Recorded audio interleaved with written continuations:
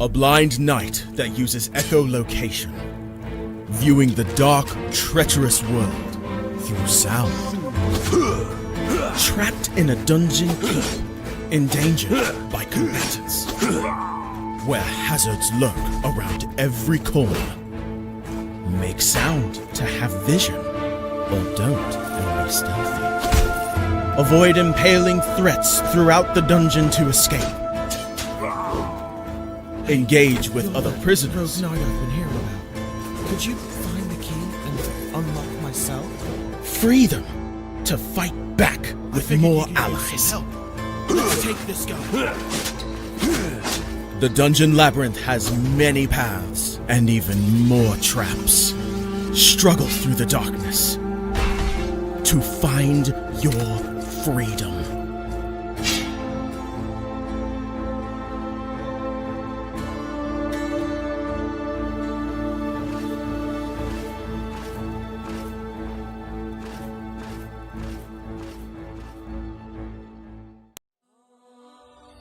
When Alex became a god, he thought he would have no problems at all.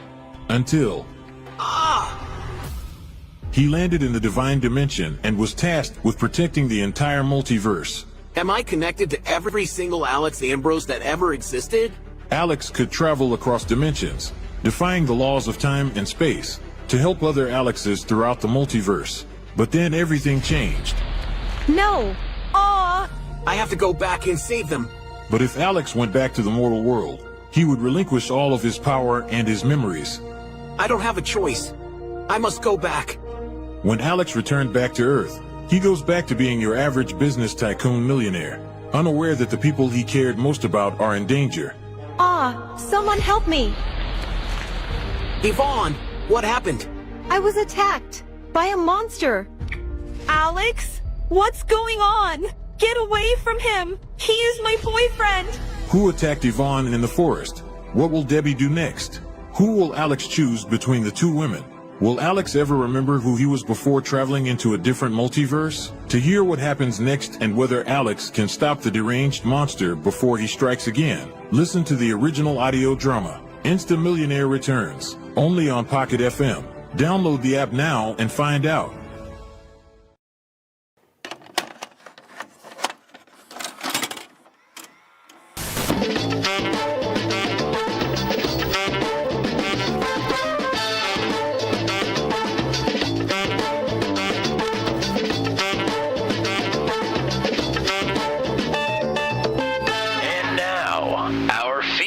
Presentation.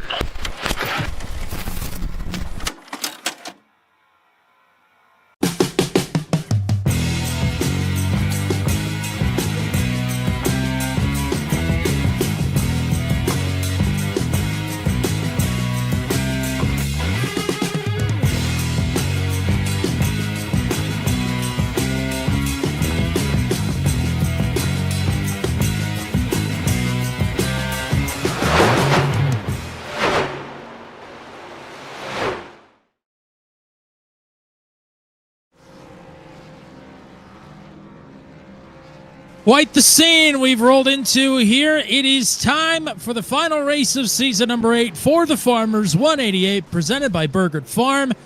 It's the second ever appearance of Kentucky Motor Speedway, or rather just Kentucky Speedway. Kentucky Motor Speedway is a different track. Here on the Venom Truck Series. One more time in season 8. Tommy Cook, Matt Williamson hanging out with you. We've got a championship battle in our hands here tonight, Matt. But one more race to settle it. That's right, Tommy. One more race to settle it. And, I mean, we've talked heavily about 2 of the drivers. Technically, 6 of the drivers in the chase still have an opportunity somehow, some way to win this championship. But there is one driver that is the heavy favorite coming into the night. Yeah, we'll take a look at the point standings here. Yes, technically, if you do the math, 6 drivers, the top 6 in the standings, have a crack at it here. Realistically, it is the top 2. Certainly is, Tommy. I mean, the heavy favorite coming into tonight is the driver that is atop the point standings in the chase. That is Hunter Engrav. John Kay is the other driver we are really looking at here. that has a realistic shot at this one. However, John is 22 points behind. He's going to have to hope that something big happens at the stage break. Well, I guess it's not a break, just at the stage where the points are given out, because that's going to have to be able to put John in a position to finish positions in front of Hunter to then grab the championship. But if anybody knows anything about Hunter Engrav, that is not going to be easy to finish that many positions in front of Hunter. More on a possible potential path to victory for John K here in a moment. We do want to take a look, though. The awards have just been handed out over the radio to the drivers. Some of the awards, 3 of them, are voted on by their fellow competitors, and this is how it shook out for Season 8. That's right. These are the Season 8 awards. I'm sure it's no surprise to anybody that the Rookie of the Year is the aforementioned Hunter Engrav, who may be able to get Rookie of the Year and a championship in the same season. And I also don't know if it's much of a surprise that the most popular driver voted by his peers, and this was Mr. John K., the number 2 man himself. Most popular driver, once again. Is this the 4th time, Tommy? I think so. 4th or 5th. I think we'll go with 4th. It's been many. That's all I can tell you. But to another couple of awards here voted on by their peers. Most improved driver, Zach Lockett, I think very deserving. And really this season there have been many, many deserving drivers. We have seen about 5 or 6 drivers really take a step in the right direction here big time. But Zach Lockett was voted the most improved driver by the field. And Sportsman of the Year is Eric Breeding, who has had a bit of a tough year on the racetrack performance-wise, but is always here in good spirits, trying his best and giving it his all. So Eric Breeding, you are the Sportsman of the Year here in Venom Truck Series Season 8. One programming note for everybody: don't go anywhere after the race tonight. As long as one of the top 2 drivers in the point standings wins the championship, we will be revealing the Season 8 schedule live. Season 9 schedule. Season 9 schedule, yes. Thank you very much. We'll reveal the schedule that we've already raced at the end of the race. No, but that will be a very interesting one. I'm told that Matt Williamson has prepared a lovely presentation for us all, and it's going to be a good time. So one path to the championship tonight for John K., I'd say the most realistic one. Hunter Engrav, of course, has grabbed the pole for the 10th time in his rookie season, which is unbelievable. But he has accrued multiple restart violations throughout the season, and in particular, a couple last week. And that will give him a pass-through penalty to start this race. So, if this race should go caution-free, which is not impossible, maybe unlikely, but not impossible, Hunter Engrav will have his work cut out for him here tonight, and that could be John K.'s path to victory. The downside is John K. didn't get the qualifying effort he was quite looking for. He will start in 8th. So he more than likely will need to at least podium in this race, if not win it outright, no matter what Hunter does. Of course, John's best shot really overall is if Hunter picks up on the bad luck that everybody else had last week at Dover and finds his way out of this race or multiple laps down early. Because everybody in the chase, save for Hunter Engrav and really Hayden Palumbo last week, had a bad week and had a bad time at the Monster Mile, and they're all paying for it heading into Kentucky here tonight. Hunter Engrav with some work to do to secure a rookie championship season, but he will lead the field to green here for the 10th time this season already. It is his teammate, the driver that finished runner-up to him last week, Brody Gunter, on the outside of the front row. Kyle Zittel, the Bristol winner, will start back in 3rd, running a special paint scheme tonight for his grandmother. It is Brantley Gainey to his outside. He's had quite the chase run. He will start in 4th. Matt Schlosser has an outside crack at it. He needs to execute here tonight. He will start in 5th. Joshua Matichek, your Talladega winner, will start in 6th. It is Luke Peterson and John K.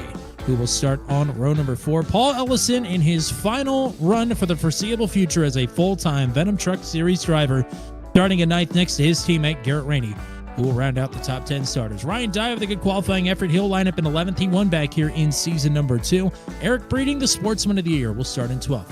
Andy Poliski and Hayden Palumbo on row 7. It's Tyler Logan and Jeremy McKinnon on row 8. Chad Stearns, Jan Van Leer, Steve Roman, and Josh Freed, the chaser, back there in 20th. We've got 30 here tonight. Race sponsor and most popular driver in the chat, Tyler Burgert, will start on the inside of the back row. Matt Williamson, we are about to be under the lights here in Kentucky for the second time in Venom Truck Series history.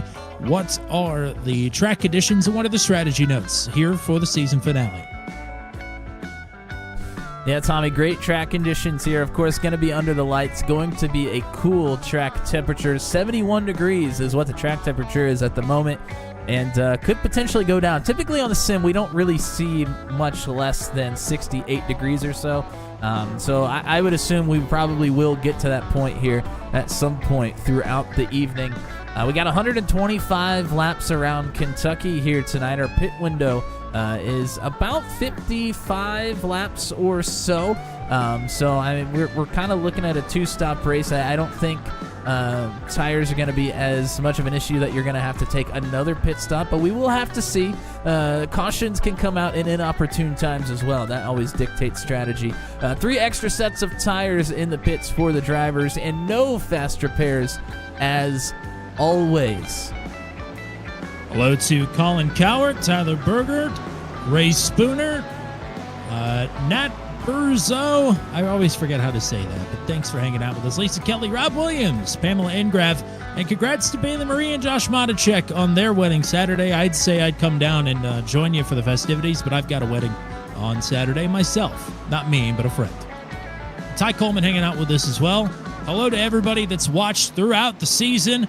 It is time to wrap it up in season number 8. Green flag is out. We're racing at Kentucky for the final time.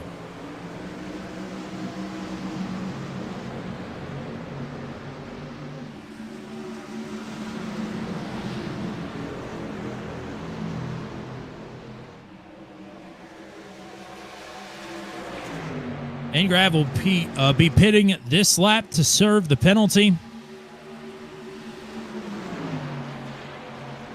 Turn 3 is a tricky entry.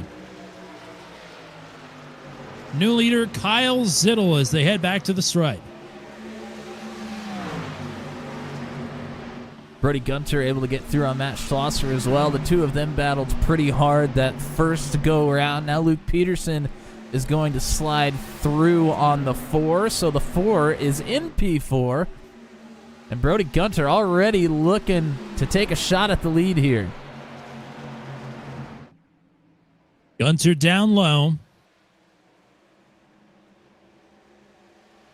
As Hunter Engrav has just exited pit road, he's 3/4 of a lap down to the race leader, Kyle Zittel. Luke Peterson trying to fend off Matt Schlosser. John Kay working the outside of his teammate, Paul Ellison, to try and get into the top 5.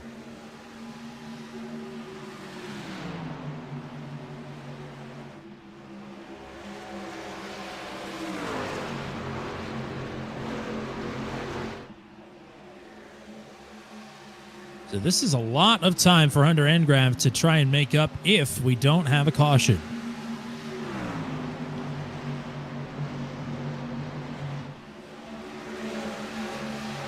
Things starting to get single-filed out a bit here. Brantley Gainey is working outside of Garrett Rainey. Of course, those two would be together here. Ryan Dye just in front of the two of them. Andy Poliski starting to work his way underneath the 22 here as well.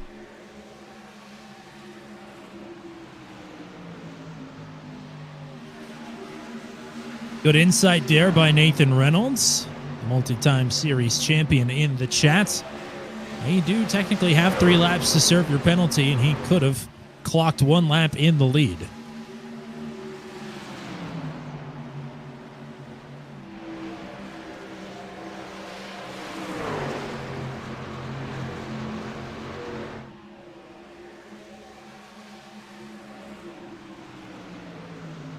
Poliski's through on Gainey. Gainey now fighting on the outside of Tyler Logan.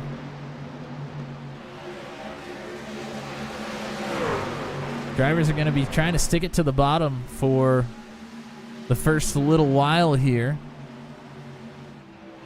And then as the tires start to fade, they're going to start moving up the racetrack just a bit.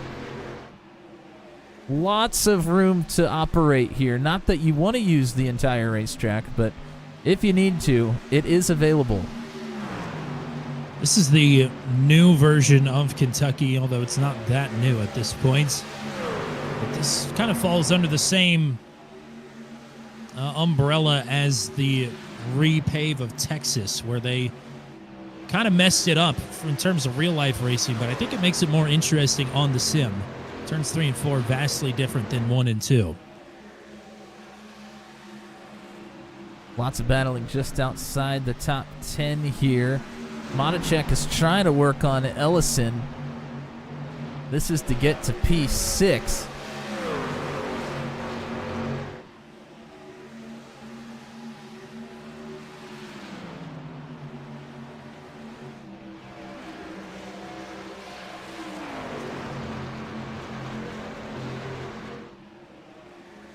By the way, this is the For the Farmers 188 presented by Burgert Farms. Tyler Burgert right now not in a great spot, but might be doing a little tire save here as well. Ooh, Jan van Leers just had a problem, so Burgert gets through.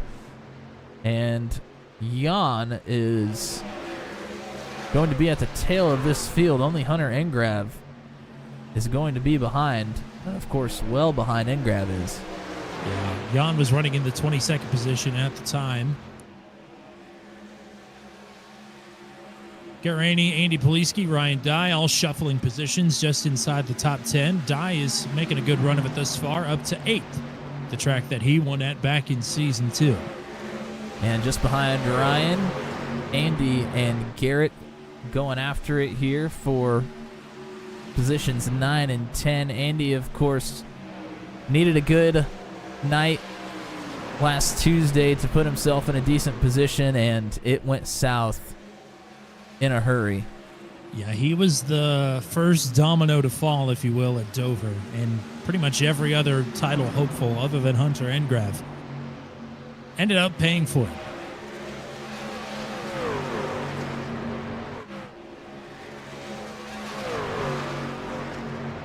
This is further back in the field. Some fierce battling going on here between Josh Freed, Pascal Samard. Tyler Burgert's got himself a couple of positions. He's up to P21.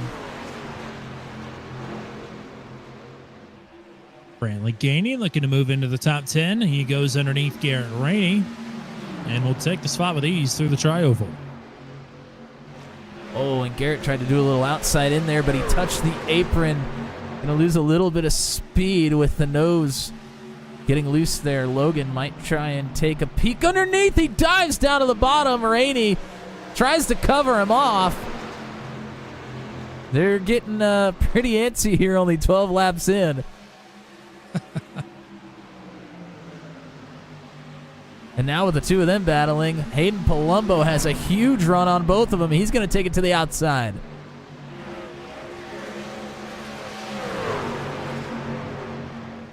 If we were doing this playoff style, Hayden Palumbo missed a race at Bristol, and he still would have made the Final Four. He has had an electric chase. Multiple podiums. He will continue to march up through the field here after a subpar qualifying effort from what we've seen from him this season. Here we go for the lead. Gunter is underneath of Kyle Zittel. Wow, this came out of nowhere. Gunter was happy to sit back and wait, and all of a sudden Gunter's going after it now. Zittel had been running times equal to that of Hunter Engrav in front of him. But now the pace is backed up enough where Brody Gunter is going to go for it. They'll be side by side for the lead. Gotta wonder if Zittel may have burned his rubber up a little bit more than the 01. We know the 01's pretty good at tire save. Zittel did some great tire save at Bristol to open up the chase as a non-chase driver. He's led all 15 laps thus far. Gunter trying to get clear and change that, but Zittel rallying back on the outside. Wow, look at that huge run from the 53. He's actually going to clear Woo! Gunter there. Not by much, although it was Gunter moving up the track behind Zittel. But KZ53 still on the top of the board here. You see Brody is right on the outside wall trying to get that angle into turn 3. He brushes the wall a bit. Matt Schlosser, Paul Ellison side by side. This is for a top 5. Yeah, Schlosser going backwards. Ellison moving forwards. John Kay is up to 4th. Ellison now will take 5th away from the Ford truck. Gunter is all over the back of the 53 trying to force a mistake. Kyle's been using that high lane for a little defense. Now may give the outside to Brody Gunter. May be a mistake. Gunter able to sail it around the outside. Zittel up the track and nearly into the door and the quarter panel. New leader, Brody Gunter. And now Gunter has clean air, and he may start to pull away. Matt Schlosser going backwards a little bit more here. Matacek in the 60 is underneath. Talk about drivers who have had a great chase. He's not a chase driver, but Josh Matacek has put himself in the conversation of drivers we're most eager to see in season number 9 as Ryan Dye behind him gets up into the wall a bit, into the tri-oval. I mean, most of the time, a driver that is a rookie doesn't get voted most improved driver just because there's no history to go off of. But, I mean, if anybody is deserving, it might be Matacek here. I mean, his chase run, like you said, has just been impeccable.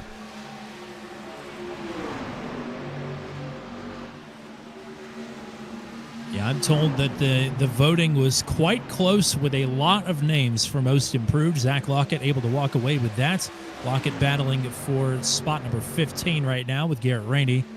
But lots of side-by-side battling here inside the top 10.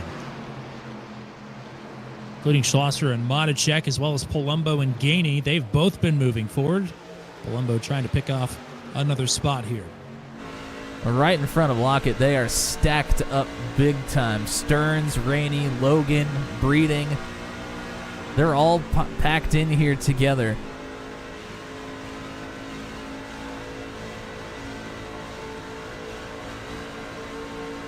Ooh, big move there from Ryan Dye to get out of the line to try and get around Andy Poliski, or rather Josh Matacek.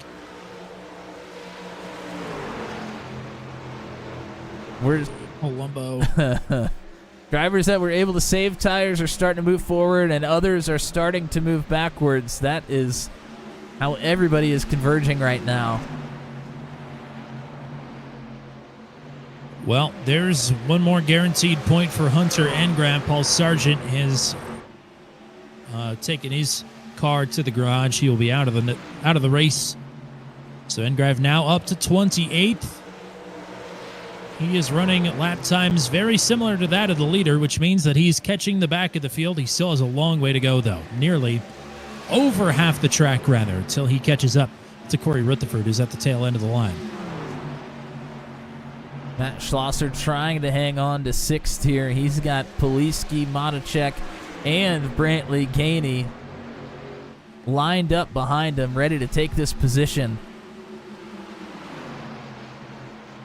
One more driver. Go ahead. And Poliski sticks a nose underneath. Oh, he's a little bit loose. Can't get the drive off. To be tight and loose at the same time. Not a great feeling. Yeah, that allowed Matacek to get through on the outside here. One more driver looking to pick up a spot, and he's not challenging yet, but John Kay is closing in on Luke Peterson, and that would put him up to 3rd if he was able to make a pass on his teammate. We'll continue to watch this grouping just outside of the top 5 because there are quite a few drivers in touch of this battle for 6th. Yeah, I mean, from 6th back to, gosh, I don't know, like 19th. They're all right here in a line.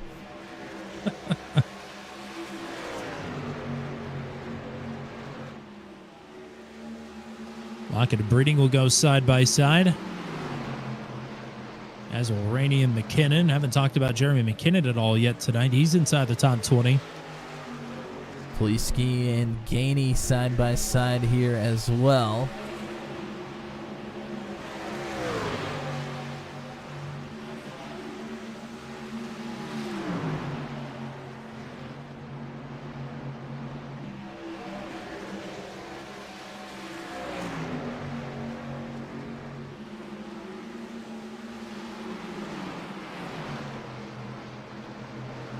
Long green flag runs is the 05 of Chad Stearns. That's his MO, and he's starting to move forward here. Absolutely. Up to 13th. He could Started be a back at spoiler here 17th. tonight. He could. Always can be. We haven't really seen him out of him this season just due to some circumstances and some limited appearances as well.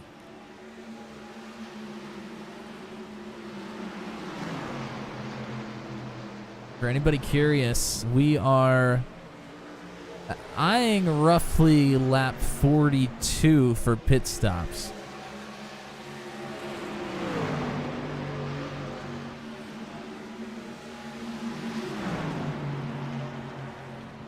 That would be able to make it a 2-stop race pretty evenly.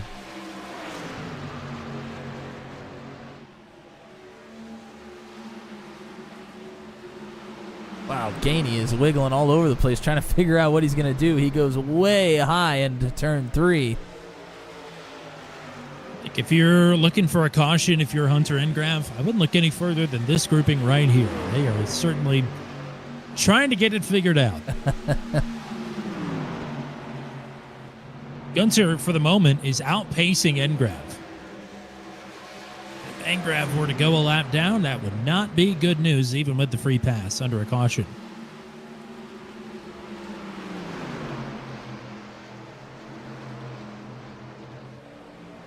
Wow, the 20 of Ryan Dye right up to the wall. He's going to lose a position.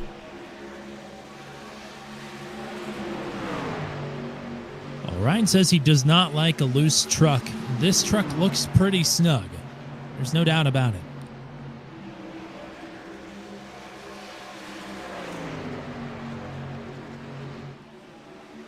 So he'll try and move back forward. Gunter with a 3-second lead over Kyle Zittel.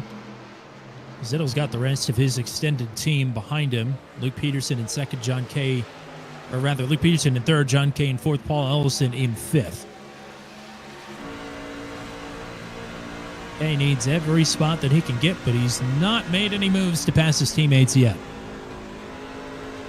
We'll go Car Inside with Ryan Dye, presented by Car Inside. Nathan Reynolds, the man himself. Whoa, when you see Ryan really sends it in there on Schlosser, nearly caught the right rear. He's trying to work this outside line.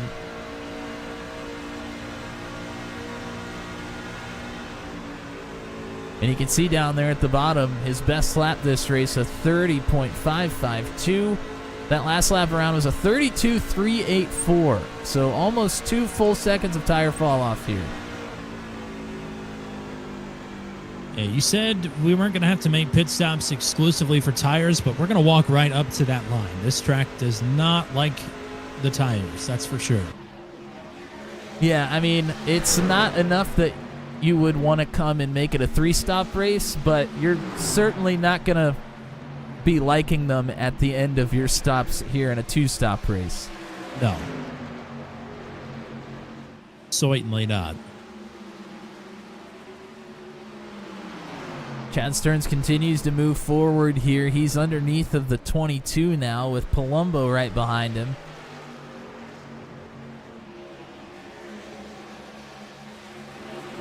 John Kay never able to get around his teammate thus far. Really hasn't had a big crack at it either. They've been kind of running very similar laps here. They And might Kay is- need to turn up the wick here momentarily because Josh Monacek is reeling this group in. Look at that. 3 distinct lines from Stearns, Gainey, and Palumbo. Stearns sticks it to the bottom. Gainey way up top of Palumbo right there in the middle. Stearns in the 05 gets the best of all of them. Chad is marching forward. James Coleman cheering on Austin Holyfield. He started to make his way forward. He's up to 16th.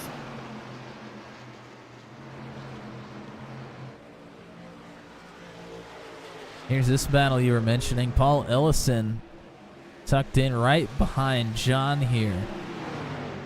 Remember, John made the pass on Paul in the opening laps to move into the top 5. Paul now might want this one back. He might get it as well. Kay needs to start moving forward. Instead, he's going to drop a spot. Potentially. Yeah, John may be asking for the pit stop here. He's got about 6 more laps to run to make it optimal, but I would not be surprised to see him try the undercut, especially with the stage really not that far away to pay points out. Might be beneficial to undercut this pit stop. It also would not be surprising given John Kay's history of either being the first driver onto pit road or the last driver onto pit road, more often than not. He goes for the extreme, and more often than not, it works out for him, especially when he undercuts. Chad Stearns now underneath Andy Poliski, so Stearns, should he be able to complete this pass, that would make 10 spots gained for the 05 since the drop of the green flag.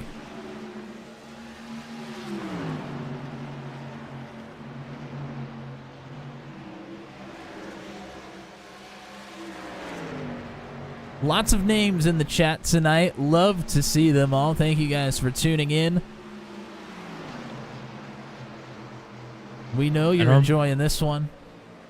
Oh, Peterson is coming down pit road. This is early. This is early. I thought maybe that your strategy would be a bit early, but he's going under that even. So, holy cow. Does anybody follow Peterson down is the question. I mean, that is at least 3, maybe 4 laps early than I would have expected. You know why you pit? Because it was lap 38. Right you are, buddy. Here comes John Kay. Wow. So John is going to come in 2 laps earlier than most. Andy Poliski also down pit road with him and gained quite a bit of time on pit entry there. Yes, he did. No black flag for him, so he is good. Yeah, quite aggressive there on the entry. All right, pit cycle's in motion. Here we go. Above all else, whether he gains or loses spots, John Kay just needs this race to go green and clean. Here is Kyle Zittel from second. Brantley Gainey coming in as well. There's Eric Breeding. Lots of drivers. Roman Maxwell, Van Leer. I think after the completion of lap 42, we're going to see almost everybody in. Gunter is yet to pit. Josh Monacek says he is bringing the 60 in this time. This pit entry can be a little bit tricky. Josh does great job. Maybe, he slides the tires in there a bit. So does Logan. Here comes Holyfield in the 10. Burgert, Jackson.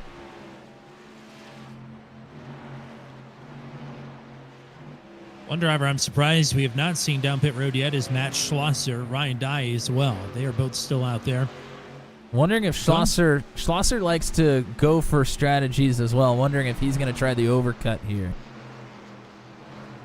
Schlosser realistically needs a DNF from Engrav and from John Kay to get himself back into the mix tonight. Here's Hayden Palumbo from inside the top 5. We've yet to see pit stops from Gunter, Ellison, Stearns, Lockett, Dye, Schlosser, Rainey, Jorno, or Rutherford, and Josh Freed. Yeah, and Hunter Engrav, of course, one of those as well. Didn't necessarily make a pit stop. Had a drive-through penalty to start the race. Here's Gunter.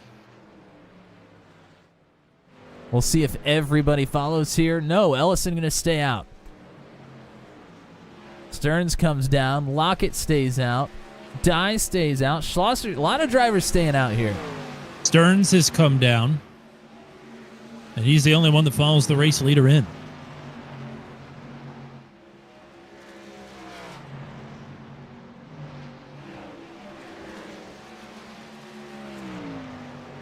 Let's see where Peterson is going to cycle out here. Peterson is right behind Ryan Dye, and he will rocket around the outside.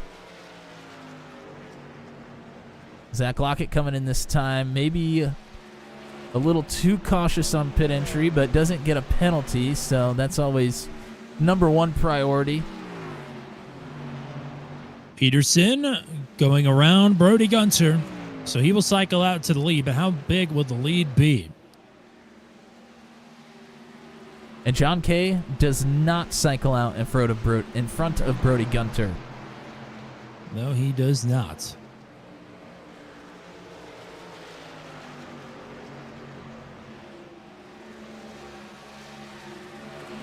But seemingly this will put him out third, which is one spot better than what he was running when he came in. Corey Rutherford, But- Josh Freed down on lap 46. So still no Ellison, Dye, Schlosser, Rainey, or Journeau. Journeau says he's coming down pit road this time. I mean, for Schlosser, he may be trying to trap his competitors a lap down. But And quite also a to few of them mention- have gone through already. To mention as well, Engrav has not been down pit road yet.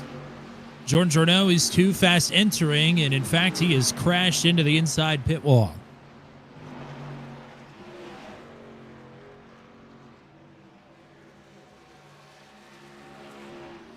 So I'll have some damage to fix and a penalty to serve. 84 going to go backwards here.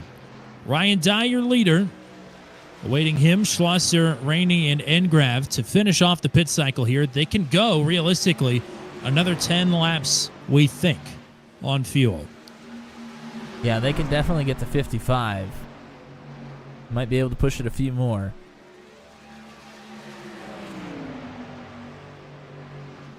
Engrav is coming down this time. And he is too fast entering. That is a massive mistake at a crucial moment. Hunter Engrav. Now the hole has just got a bit deeper. So this is going to be no stage points, most likely, for Engrav. And he'll be 2 laps down. My, oh my. Well, John Kay going to be fighting that much harder now.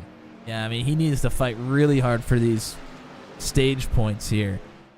He cannot let Police Gear Zittle get around him.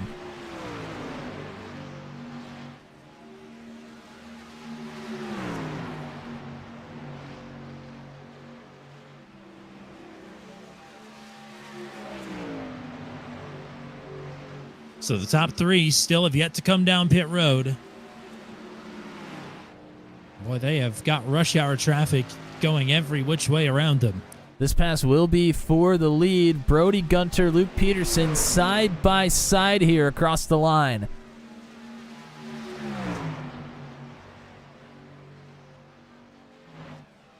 Gunter should get it with ease. Matt Schlosser coming down pit road. So move Gunter now up to 4th. But it will be for 3rd once they come back by the tri-oval.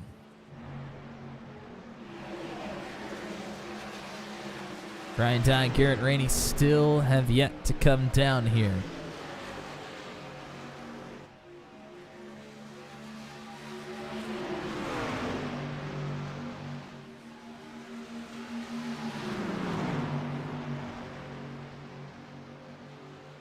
And here comes Rainey in the 13. So Ryan Dye, always the holdout. And for Dye, I mean, it's been a while since he's gotten to run a long green flag run. I'm sure Yeah, he's no just kidding. enjoying every second of it right now. When's the last time he's made it even 25% of the way through a race? I would say Daytona to start the season. He says he's coming down this time.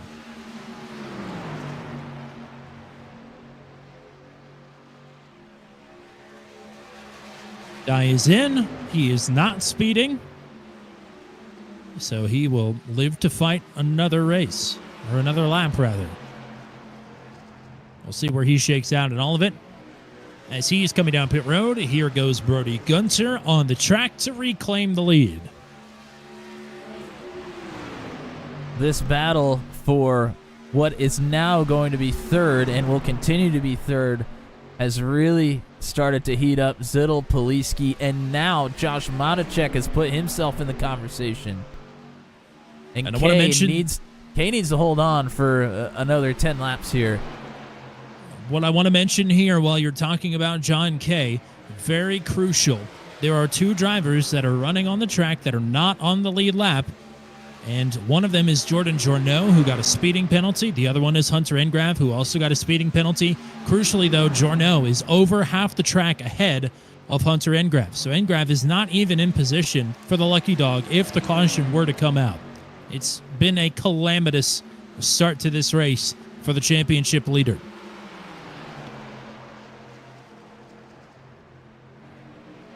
And that would put him, by the way, in 28th. John Kay, in theory anyway, 25 points ahead with a 22-point deficit, and the stage is coming up here momentarily.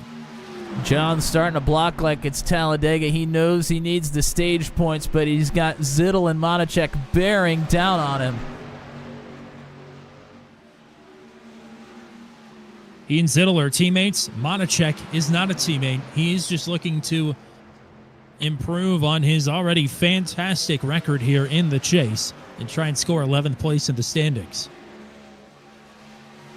Matacek has just been so good these last 6 or 7 races. He continues to work forward here, looking to put himself in a podium position early.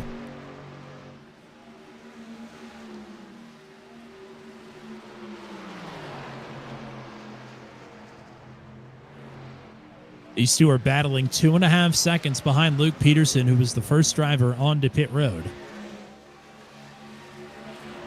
They are making time up on him, but they'll stop making up time once they start to go side by side here with Matacek on the outside.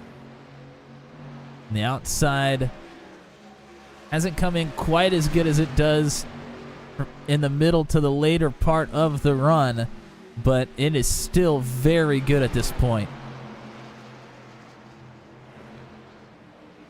Kay may be saving a little bit as Matacek is going to rocket around the outside to take spot number 3 away. I think Kay knows that he undercut here. He cannot afford to race that hard on the bottom and destroy the rubber. So he's got Zittel and Poliski stacked up behind. And as of now, at least in theory, very tight margins, but he might be in the driver's seat for the championship as so many twists and turns have continued to unfold here in just 4 left-hand corners. Paul Ellison gets underneath of Palumbo, 55 through on the 54.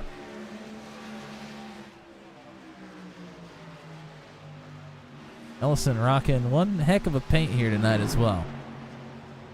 Like we mentioned, this is his last, at least for the foreseeable future, last race as a full-time Venom Truck Series driver. Sounds like he is taking new work opportunities that are going to take him across the country. Very exciting news for him. We're sad that we're going to be seeing less of him on the track for the foreseeable future into season number 9. But happy we've got the time that we've got with him here on Turn 200. He's a special, special guy and a great competitor as well. And the word that I heard is he is very excited about the move and the job that he is going to be taking. He is unbelievably happy about it. So good things happening for Paul Ellison, and deservedly so. So he'll look to finish what's been a rough chase for him with potentially a second consecutive top 10 finish to close it out. He finished inside the top 10 last week at Dover. Here comes Hunter Engrav, not far behind John Kay. Of course, a lapse down at this point, but still has not gotten in front of Jordan Journeau. He has certainly made up some time, but is not past Jorno to get the lucky dog quite yet. And Jorno, remember, made contact with the inside wall on that pit stop, so he has got damage. And Grav obviously has fantastic pace. He's been running laps in line with the leaders pretty much all night. So he is tracking down Jorno. It's just a question of can he get it done before a caution comes out?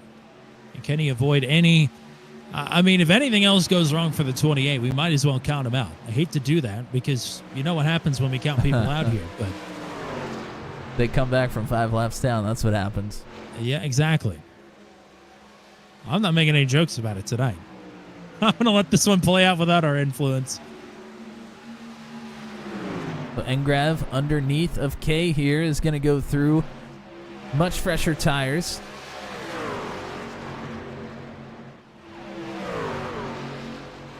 Ellison having to do some battling with Tyler Logan. He's out in front of Logan. Here comes Chad Stearns now underneath of Poliski. Stearns has just steadily moved his way forward. No flashy moves, but it works. I think you had this race pegged from the start. Your stern senses were tingling. That 05 has been working his way up the field from the drop of the green.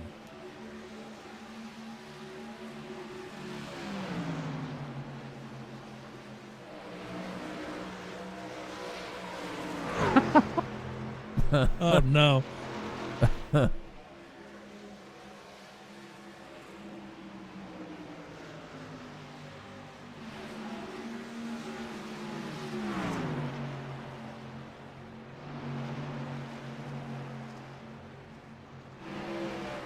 Seven-second lead for Gunter. He is doing a good job up front. Monachek is reeling in Luke Peterson here in a hurry. John Kay is slowly.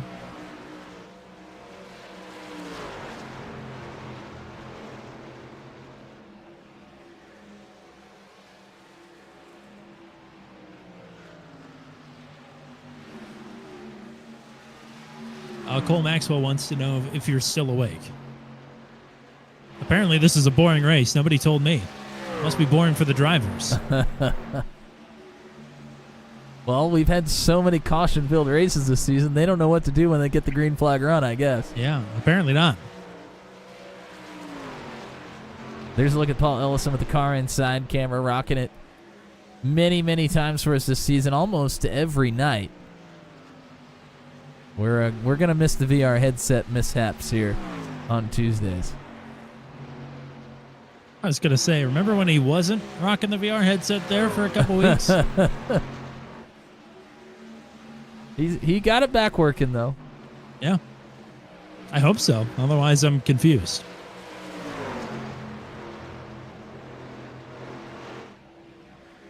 Monachek is hanging it out, trying to get away through here on Luke Peterson. He's caught him and stalled just a bit. By the way, half point in the race has passed us. John Kay did get 4th place points. So that is 7 bonus points to aid in the quest. That brings the gap down to 15. He certainly has it now.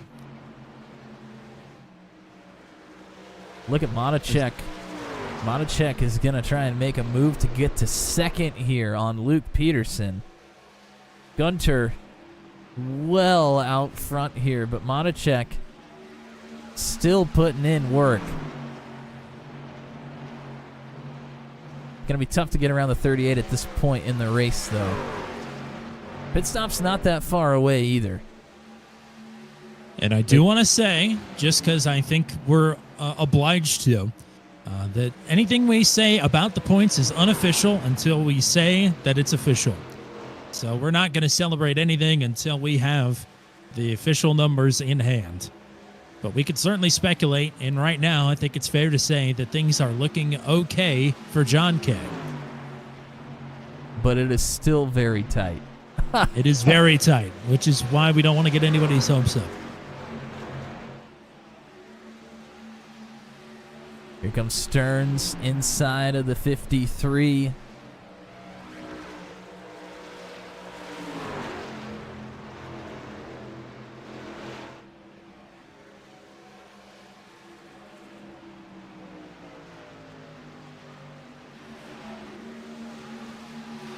Stearns and Matichek on very similar paths here. Matichek's path has been obstructed by Luke Peterson for the better part of 5 laps now, as he's not been able to find a way through. And Stearns is having a pretty tough time getting through on the 53 as well, as Kyle Zittel using this outside lane as defense to perfection.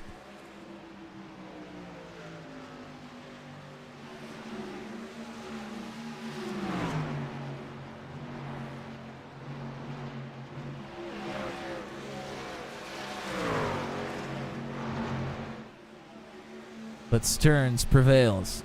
Stearns to P5.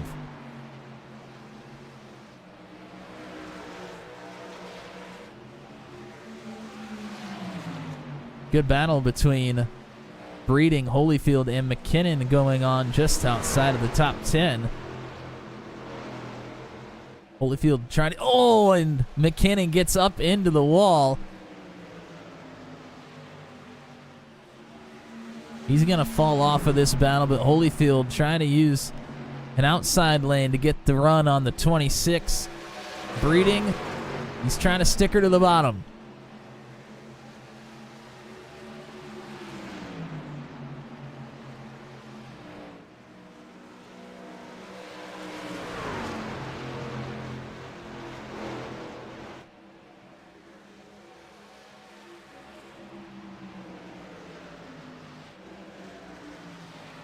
Battle even further back here. This is for 19th. Tyler Burgert, Corey Rutherford. And Tyler just baited him into it and said, you're going to have to earn it.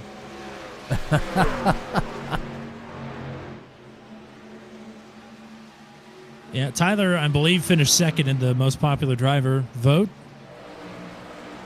He is certainly gets my personal radio sweetheart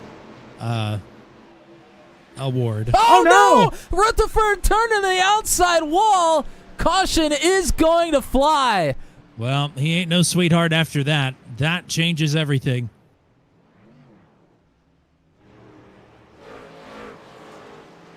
Ay, ay, ay. Well, that is going to change the complexion of this entire race. First caution of the night on lap 75. Hunter Engrav not in position for the lucky dog, but can take the wave around. More than likely he will not, but this is going to bunch the field back up, and we know what happens when the first caution hits. The second one is soon to follow.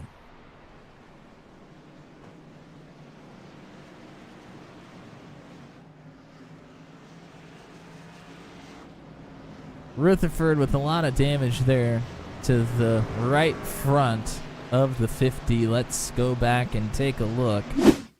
You saw it live as it was happening.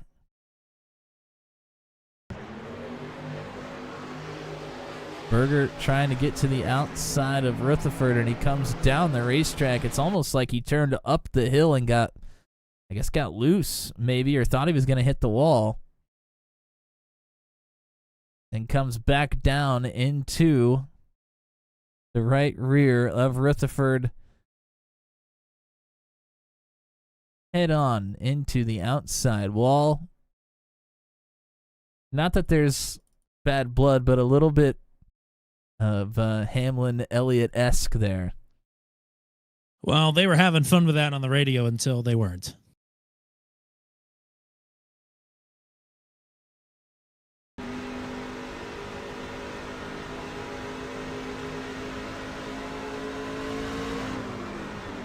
Wow, and it's crazy because from this point of view, from Burgert's point of view, he doesn't really turn the wheel left much, and it almost looks like Rutherford comes up on him. I mean, I do think Rutherford moved up a little bit. I do think Burgert moved down a little bit. You know what we call those? The racing incident. Yeah. Those will happen.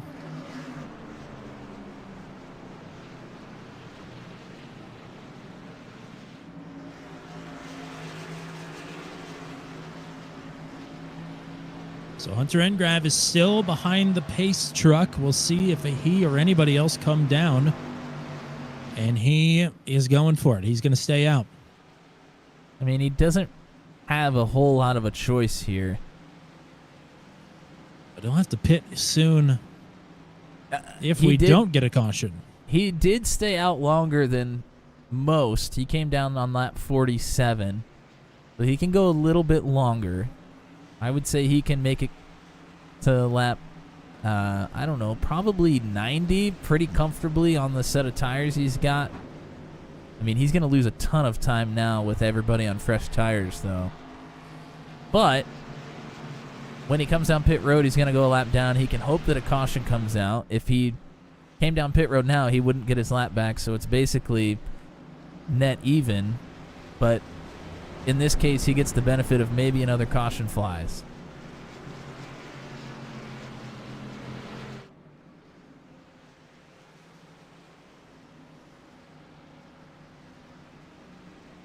Man, oh man. Being 2 laps down, he doesn't have a whole lot of a choice here. If he was one lap down, it might be a different story. They sure know how to cook them up here, don't they? They do not disappoint. That is for sure. That means that John Kay's not really out of the woods yet either. I could see if that race went green the rest of the way, as long as he doesn't have a problem on pit road, John Kay would at the most gain 1 or 2 spots or lose maybe 3 and still be in a good spot. But now everybody's back in it. Yeah, well, I mean, John's at a point that he was only going to have to battle, 3 or 4 drivers potentially for the rest of the race. And now it's just different. It certainly is different. There go the wave round drivers.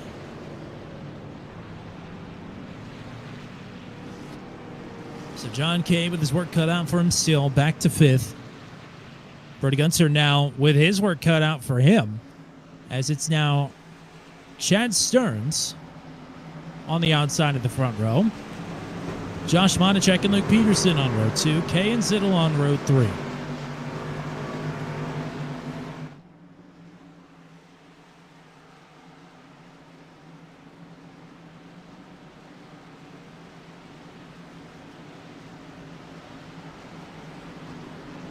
Nearly had an incident there with Gainey and Logan.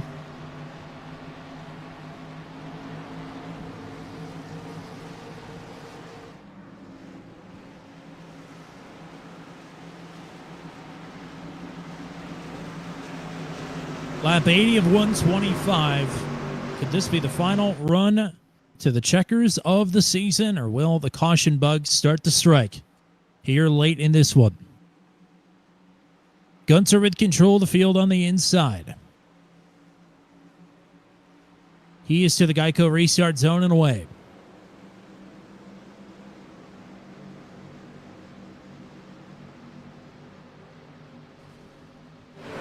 Oh, I heard either somebody blew up or there was an incident somewhere. Gary Clark is stopped on the front straightaway in the grass, and he will tow it back to the pits. Will stay green.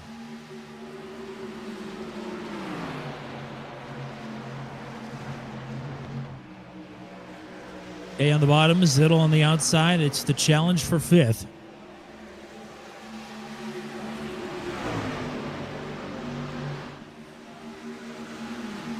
Will there be a challenge for the lead? Stearns was tucked up right behind the 01, got loose, has backed out.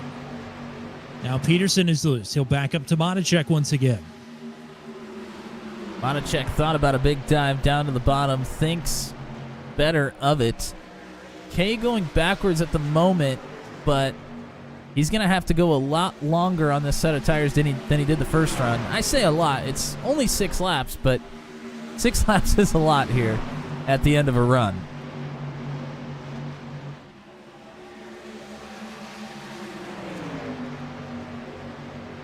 And we've been talking about the playoff drivers so much, kind of what got lost in that caution, and you just talked about it. Stearns might have an opportunity to make a run on Brody Gunter here. Gunter was comfortably in the lead, seemingly had this thing won already, and now that is not the case.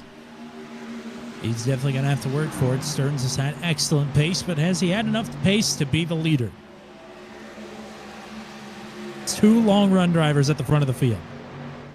John Kay continues to go backwards here. Poliski is through. Ellison is up next behind the number 2. And Hunter Engrav, as they run, is the lucky dog driver.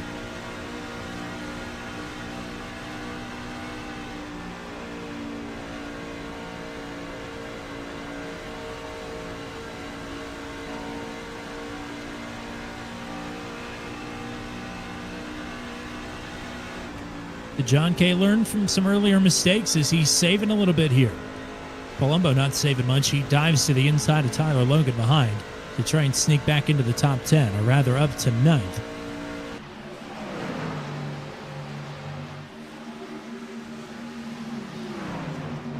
Well, I can't tell you. John definitely burned his stuff up in that first run, so I think you're right. I think he's being cautious here. But there's a fine line between being cautious and being too cautious with the tires.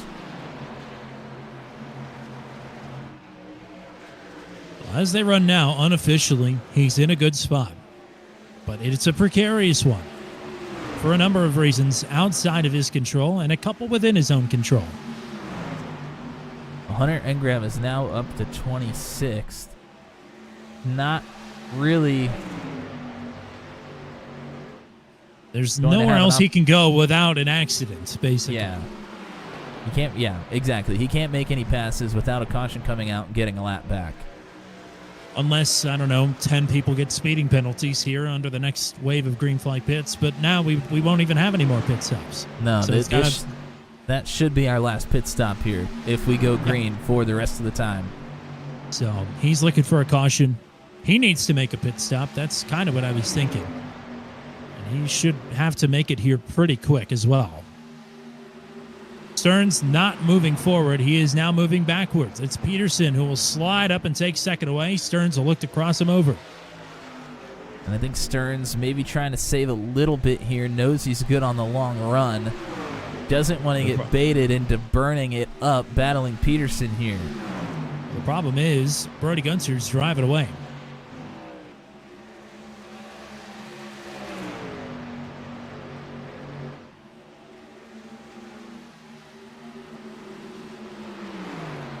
The Reynolds calculation is Engram has to come in probably by lap 100. I think you're right. He'll definitely have to come in by lap 125. That's my official calculation. Thank you. Where can I get a Texas Instruments Reynolds calculator? It's the next car inside endorsement. I'm feeling it. The TICI.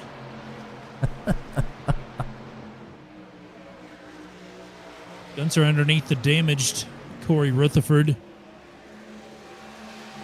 His team boss still out there trying to get some laps in here.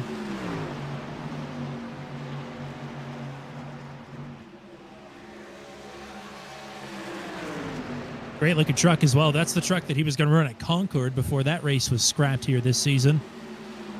NASCAR 2005 Chase for the Cup.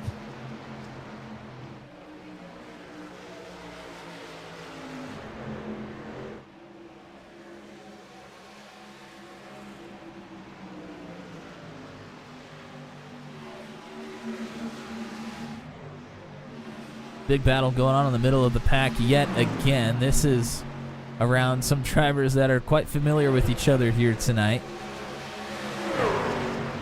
And we're nearly 3 wide. We are 3 wide. Vroman, Breeding, and McKinnon. Oh, boy. Oh, and Breeding up the racetrack. Wow. That was 4 close. wide. Nearly 4 wide here. We are. Oh, boy. Ty is loose. He saves it. He's going to lose some positions, but he saves it. My goodness, that was close. And still not over. And we're not done with the 3 wide yet. John Kay fans' heart rate elevating. That was nearly the ticket back in. Man, Ryan Ty is loose again. Boy, He is he's loose. that thing's a handful for him right now. 3 wide again.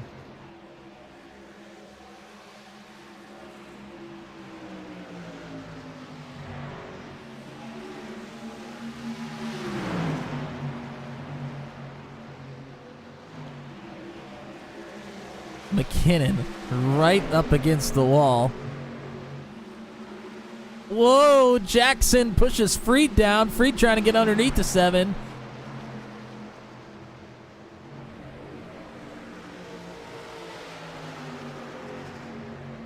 Breeding having a tough time in the middle of these corners. He's not getting much turn at all. Maybe getting in just a little too much speed.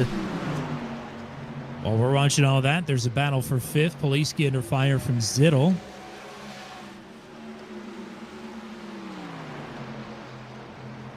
And John Kay right behind Kyle Zittel here as well.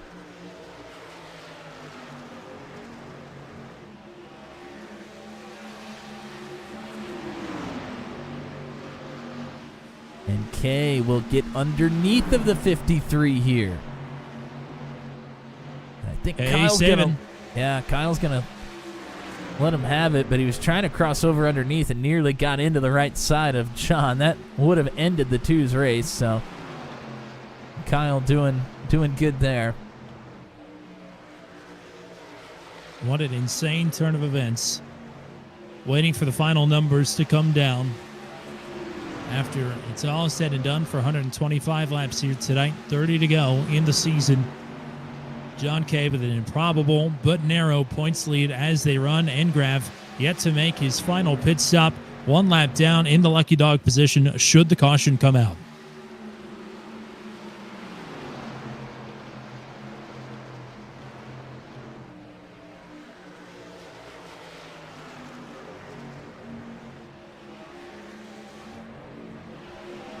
Teammates Lockett and Schlosser side by side further back. Lockett has made great gains here tonight. Most improved driver of the season. He is up 9 spots from his starting position up to P12.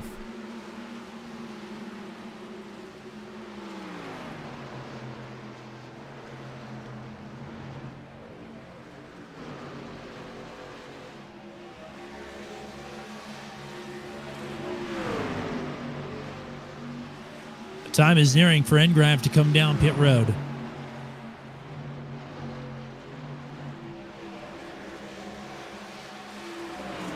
If he indeed does have to, that may be the nail in the coffin. Still a long ways to go here, though. He pit 2 laps after Jordan Journeau, and Journeau has just come down pit road.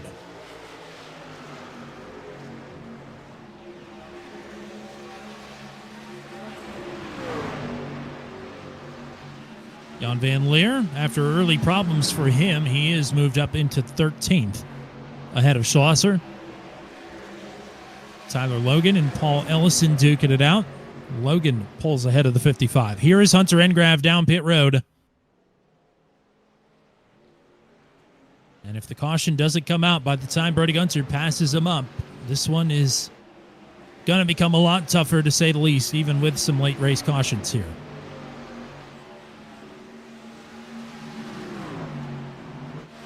So again, he won't be losing.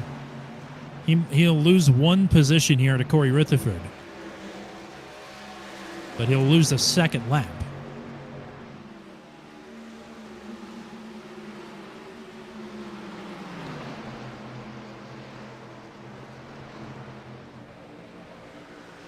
John Kay has played this run to the checkers, potentially. Very smart. He continues to move forward. He's underneath Andy Poliski, looking to get back into the top 5. And he'll take the spot away.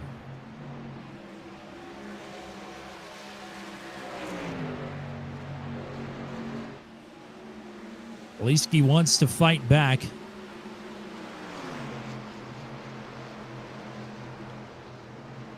Behind them, Palumbo and Zittel are side by side. Wow, they nearly came together. Teammates, by the way.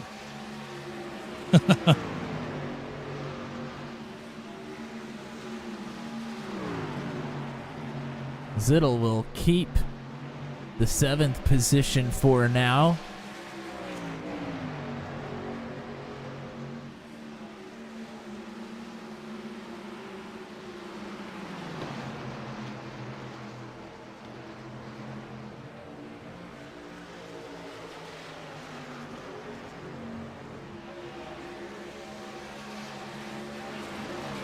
Hunter Engrav is 3 laps down, but is working on Bertie Gunter right now. Has just got past him, so he is now back to 2 laps down.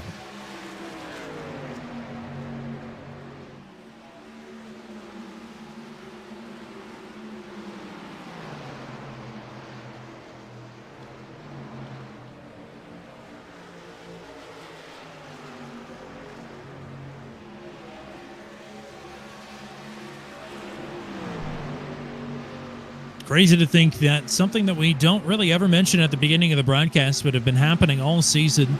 Restart violations throughout the course of the year could have such a massive impact on this championship battle, as that is what got the ball rolling for Hunter Engrav's bad night at the worst possible time.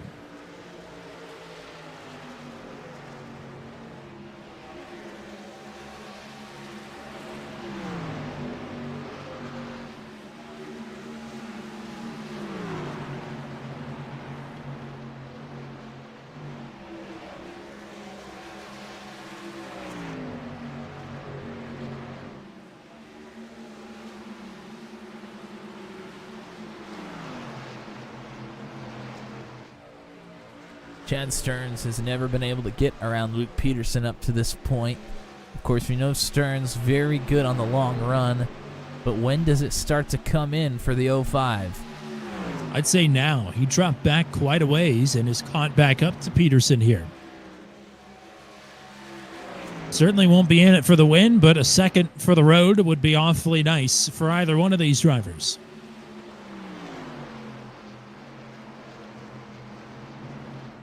Bertie Gunter's 2 seconds ahead of the drivers in second and third.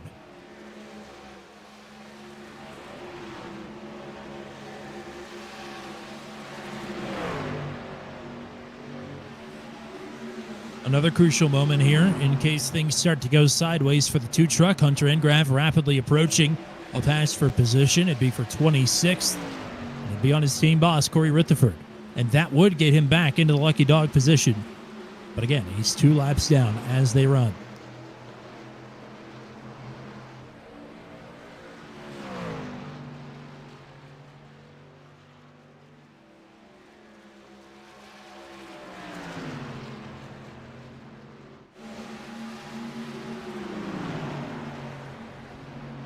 Zach Lockett grabbed another position, now up 10 to P11.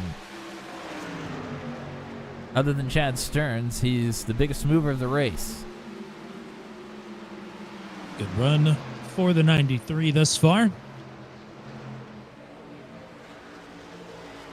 Austin Holyfield continuing to do some work here as well. He's up 8 positions to 14th. He's slowly and quietly been creeping his way up.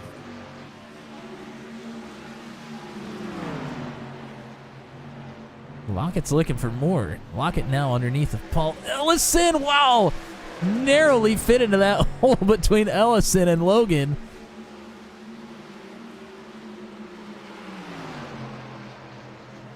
And now we'll have to try and get around the 98 of Tyler Logan.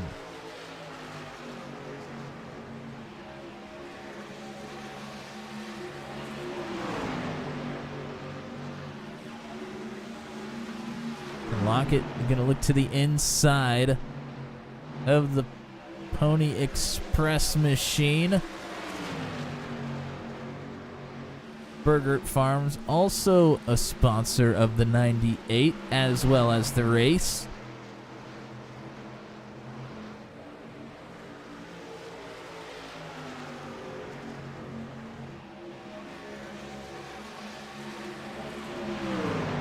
But late here in the run, we're seeing that outside line defense working to perfection.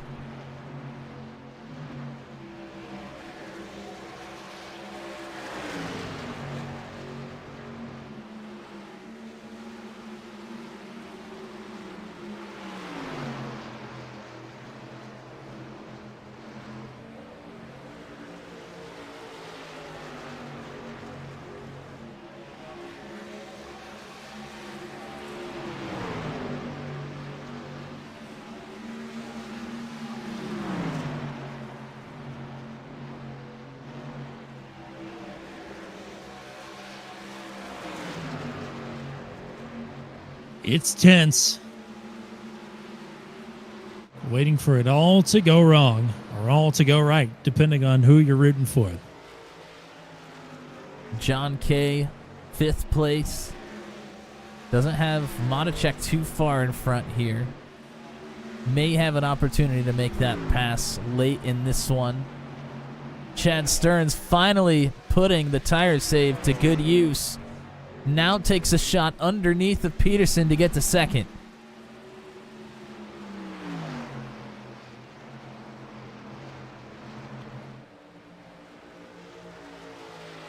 Jeremy McKinnon has just made a pit stop. And that could be important as well, because that will put him as the lucky dog. That will take that away from Hunter Engrav.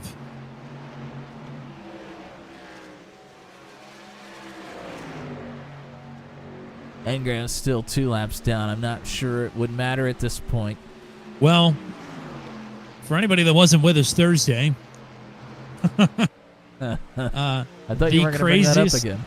Well, the craziest thing maybe ever on the channel to have happened, where a driver lagged out of the race on the very first lap and came back. His second lap was the leader's 8th lap. He was 5 laps down, and he won the race. So I don't think we can rule anything out anymore unless they're just not here. And even then, I'd give it 5 laps before we said anything conclusive. It could all flip on a dime here at Kentucky, the Season 8 finale. You got a reminder, we're revealing the Season 9 schedule at the end of the night. Problems, Ryan Dye is slow on the track with a meatball flag. And he is going to tow back to the pits. I think we're going to stay green.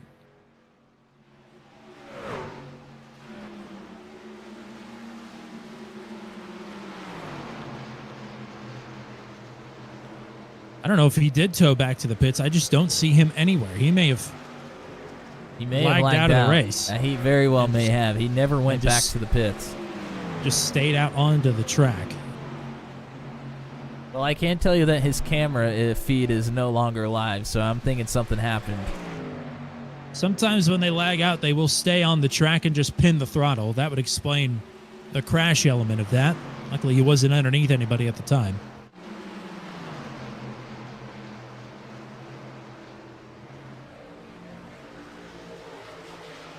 John Kay, little by little, reeling in Josh Matichek, still at about half a second. Yeah, it is a disconnect for Ryan Dye. Upload packet loss. Palumbo and Zittel have been battling for the 7th position here, but Zittel has stayed strong. Stearns was never able to get around Luke Peterson. Gave a great effort for a couple of laps, but 8 laps to go, still has not gotten there. Breaker kicked is the word from Ryan Dye. Golly. Let's put this one behind us, brother. It just wasn't meant to be. If there's any signs, I think that was it.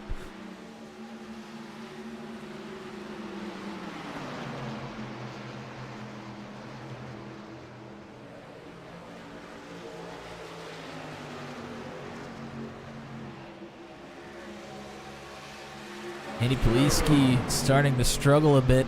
Only 6 to go. They are 3 wide with the left truck. That is Corey Rutherford on the top.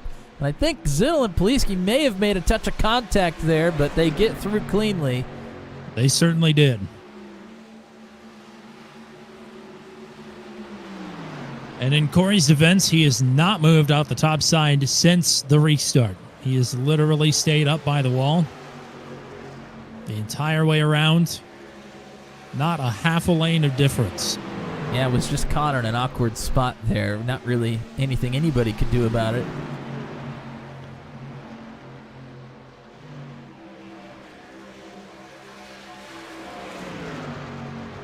Zach Lockett is looking for more here. Yeah, why not? What a run from the 93.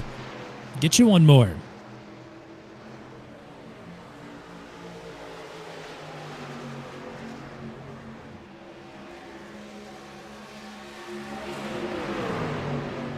We're in the closing stretch. Again, we're not going to speculate on how the points are going to shake out until we get the final word.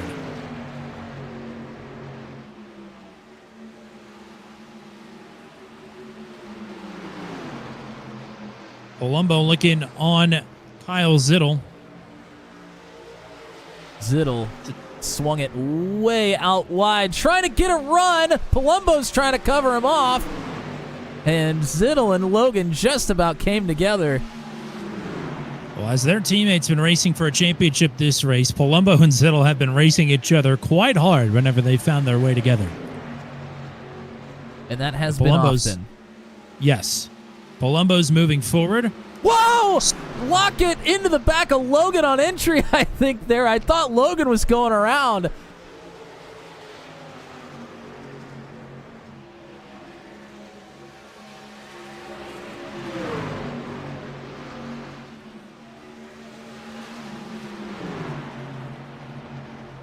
We can make it back to the stripe. We can make it official.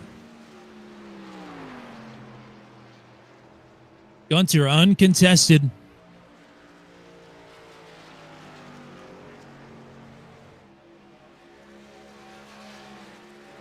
White flag is out. Gunter is across the line. This one is going to end in regulation with only one caution. John Kay running in 5th. Hunter Engrav, a disaster of a race, back in 25th.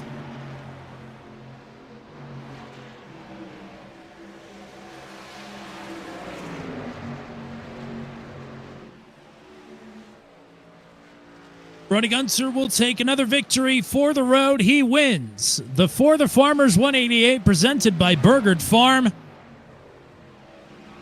And John Kay across the stripe will finish in spot number 5. A triumphant night here at Kentucky when his back was against the wall. We await for official word on how the point standings look. Hunter Engrav across the line, 2 laps down in 25th. After taking the pole, serving a penalty, and speeding onto pit road.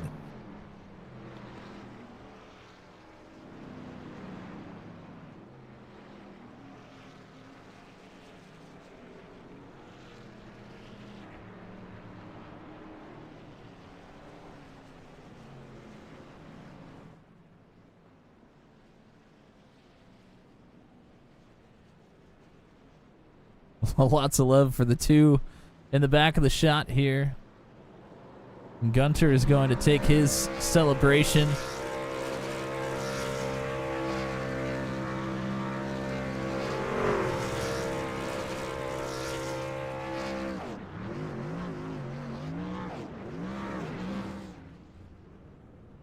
And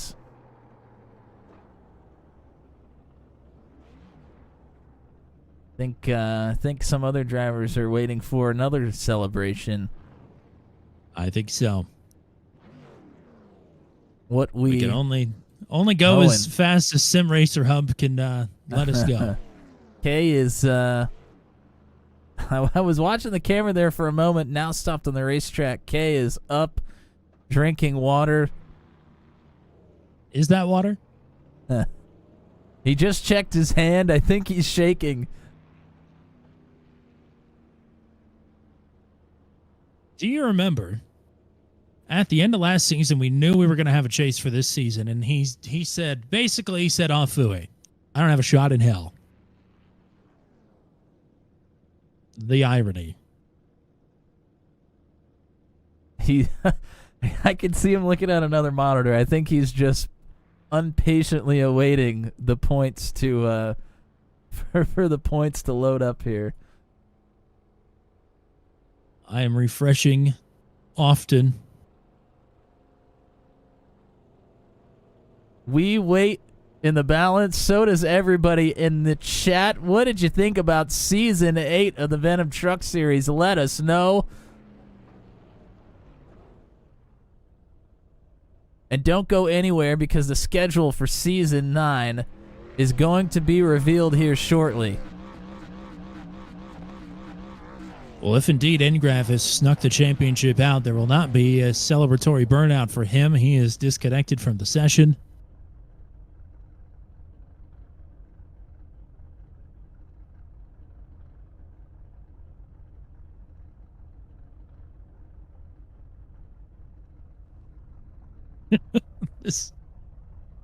The wait, as always. The wait is unbearable. Yes. But we don't want to miss the moment that John Kay finds out whether he has or has not won the championship. It was so improbable at the start of the night. It really all needed to go wrong, and it did. But did it go wrong enough for Hunter Engrav?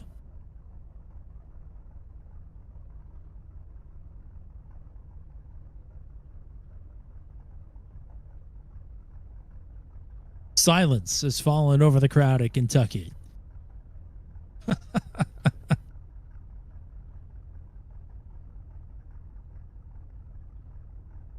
Yes, all the drivers that we lost midseason for one reason or another. Rob Williams, we're excited to have back for season 9. Many other drivers as well, other commitments. Rodney Matney, Michael Dean started missing races towards the end of the season. We'll hope to have him back. And I love that Stickers McQueen gave us one more let's go Matney for the road until January.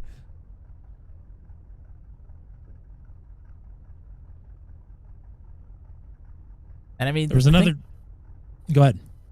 Think about the talent that we brought into the Venom Truck Series here this season. I mean, think about if we bring in another class like that. I don't know if it's possible, but just think about it. I mean, it could be absolutely nuts.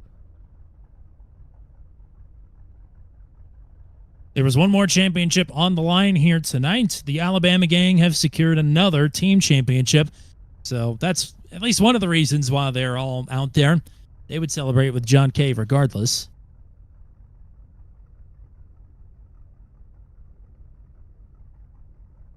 The TICI calculator unofficial points analysis is a John Kay championship by 6 points. But we are still waiting for the official. You know, for the election in a couple weeks, they say the margin of error is 5. I don't like that margin of error for this. That ain't much.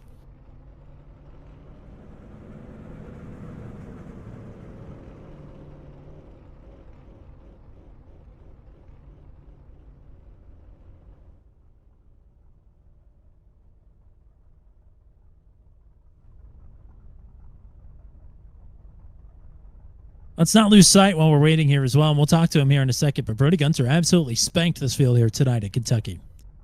I mean, if there is not a caution that comes out at any point, he wins by at least 10 seconds, if not more. Oh, more than that. He was almost at 10 seconds when the caution came out.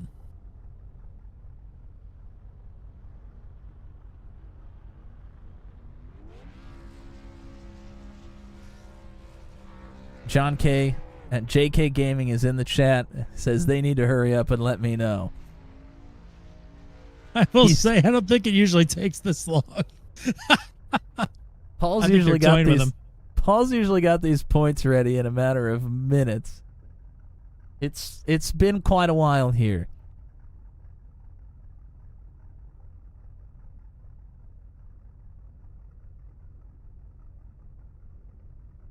Continually spamming the refresh button here, waiting for the news.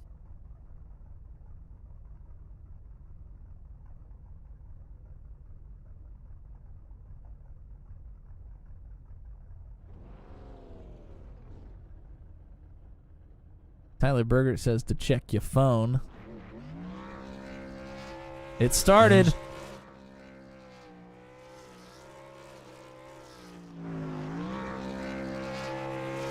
Well, he must know something that we don't. He must know. He is in chat with Ellison, I believe, so he may already know.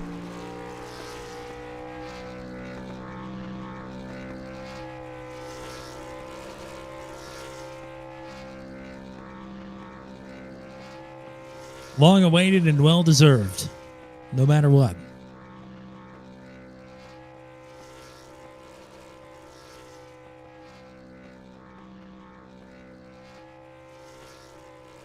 He's going to blow this thing up before we even get the official word.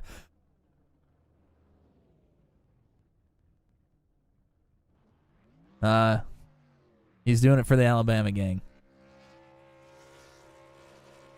Well, there must be some figuring out that has to be done here. The numbers have been posted, and it has Hunter Engraff with a 3-point victory. Again, seemingly official, not passed down from any race control.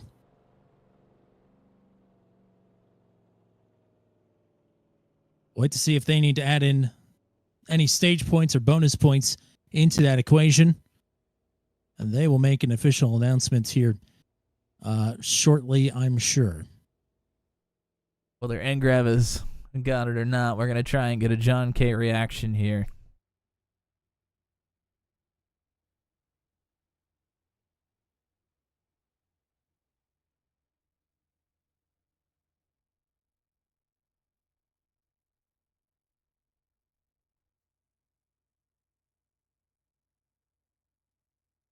It does not look like there are any bonus points attached to this. So once the stage points come in, that would be a victory for John Kay. Seemingly. I also have Paul Ellison on video, and he is furiously looking at his other monitor at the moment. Oh, Lord. Well, I want to remind everybody, while we've got everybody waiting here patiently, we're doing a schedule reveal regardless here at the end of the night. Why don't we take a look at the full finishing results while we've got a second? Actually, we don't want to miss John Kay's reaction. I'll hold off on that for a moment. Well, he is currently away from the chair, so we can go ahead and get to it here quickly. Okay, we'll do it quick. It is Brody Gunter with a dominant victory here tonight, led 98 laps en route to victory. Luke Peterson, Josh Matichek on the podium. We'll talk to these three guys in a sec, hopefully. John Kay in fourth, Andy Poliski fifth, Tyler Logan, Hayden Palumbo, Zach Lockett, Kyle Zittel, your top 10, with Paul Ellison in 10th. Brantley Gainey in 11th, Austin Holyfield in 12th, Jan Van Leer, Matt Schlosser, Steve Rome in the top 15, Cole Maxwell, Eric Breeding, Josh Freed, Garrett Rainey, and Josh Jackson, the top 20. Tyler Burgert, Pascal Samar, Chad Stearns, Jeremy McKinnon, Hunter Engrav back in 25th. A devastating night for him, regardless of how this shakes out. Jordan Jorneau, Corey Rutherford, Ryan Dye, Gary Clark, and Paul Sargent, the 30 drivers that took to it here tonight. 27 drivers finish with 23 of them on the lead lap.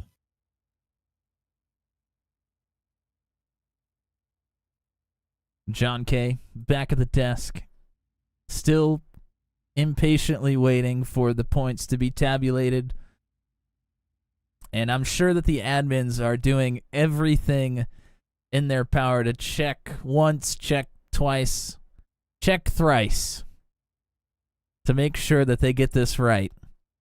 Because we think with the stage points earned that it would be a 4-point victory for John Kay. We think. Hunter Engrav did get a point for the pole tonight and did not stay out to lead a lap. But that point is already factored in. So the halfway bonus points are given out manually. So they have to be manually entered. Race Which would explain some of the delay. Race results are in from Kyle Zittel. We already know the results of this race.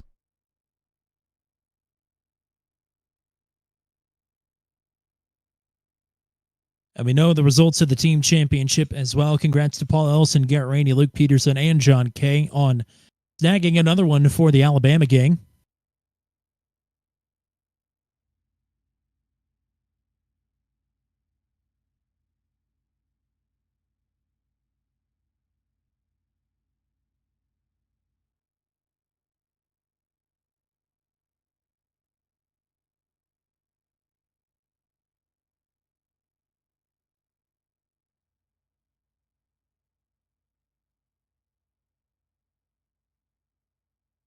And I just realized, hang on just a second.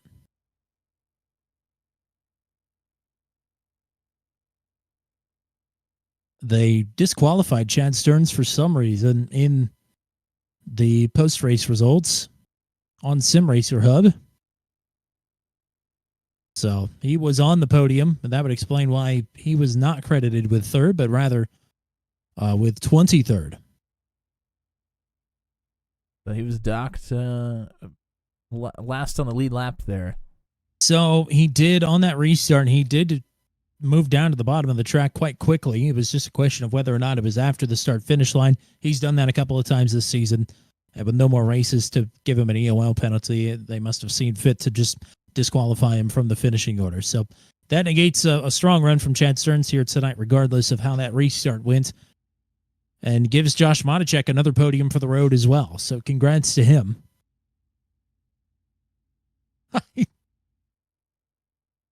This is getting this is getting tense. Yeah. We're popping a rating. Everybody is tuning in to find out who has won the championship. Everybody's tuning in to get the John K reaction. And then everybody's also tuning in to find out the Season 9 schedule after we find out the results of Season 8.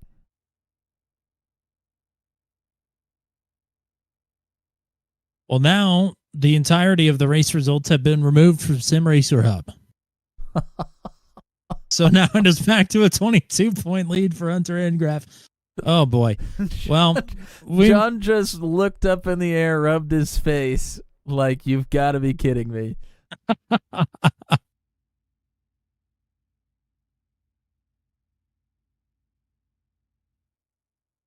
Maybe I should put some music on for the folks out there to listen to. I know you're tired of listening to this one, but this is the classic race ender, so here you go.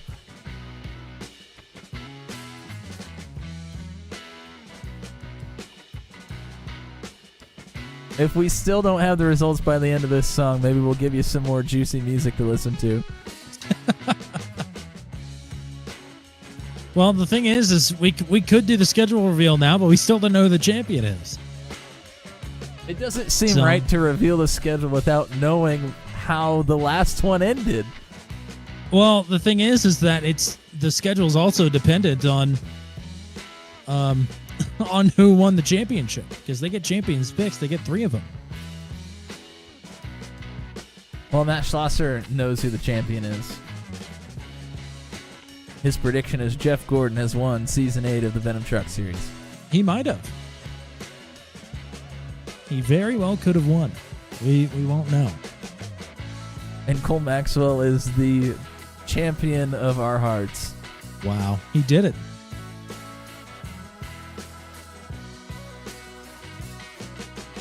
Shout out to Jordan Jornell. Appreciate the kind words in the broadcast here tonight, everybody, and thank you for tuning in for the epic conclusion of season number 8. We are still waiting to figure out how it has actually ended. And we have the official word. Well, at least it's official until they take the standings down again. John K is atop the point standings by a margin of 4 points. No reaction thus far. Maybe trying to figure out if this is actually real. Poor guy. And Nathan Reynolds has just started giving the schedule away. Daytona, okay, never mind. He's yanking our chain. Daytona for a third time. Oh, I think he's found out.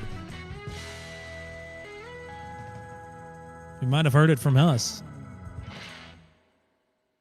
That is what Sim Racer Hub is showing.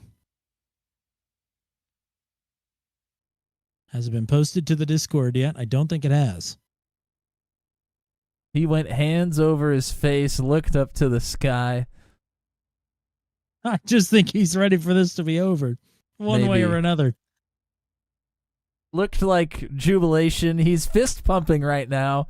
Softly. It's a soft fist pump.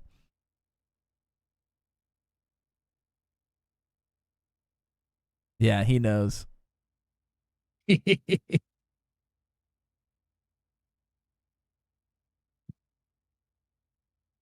So there it is.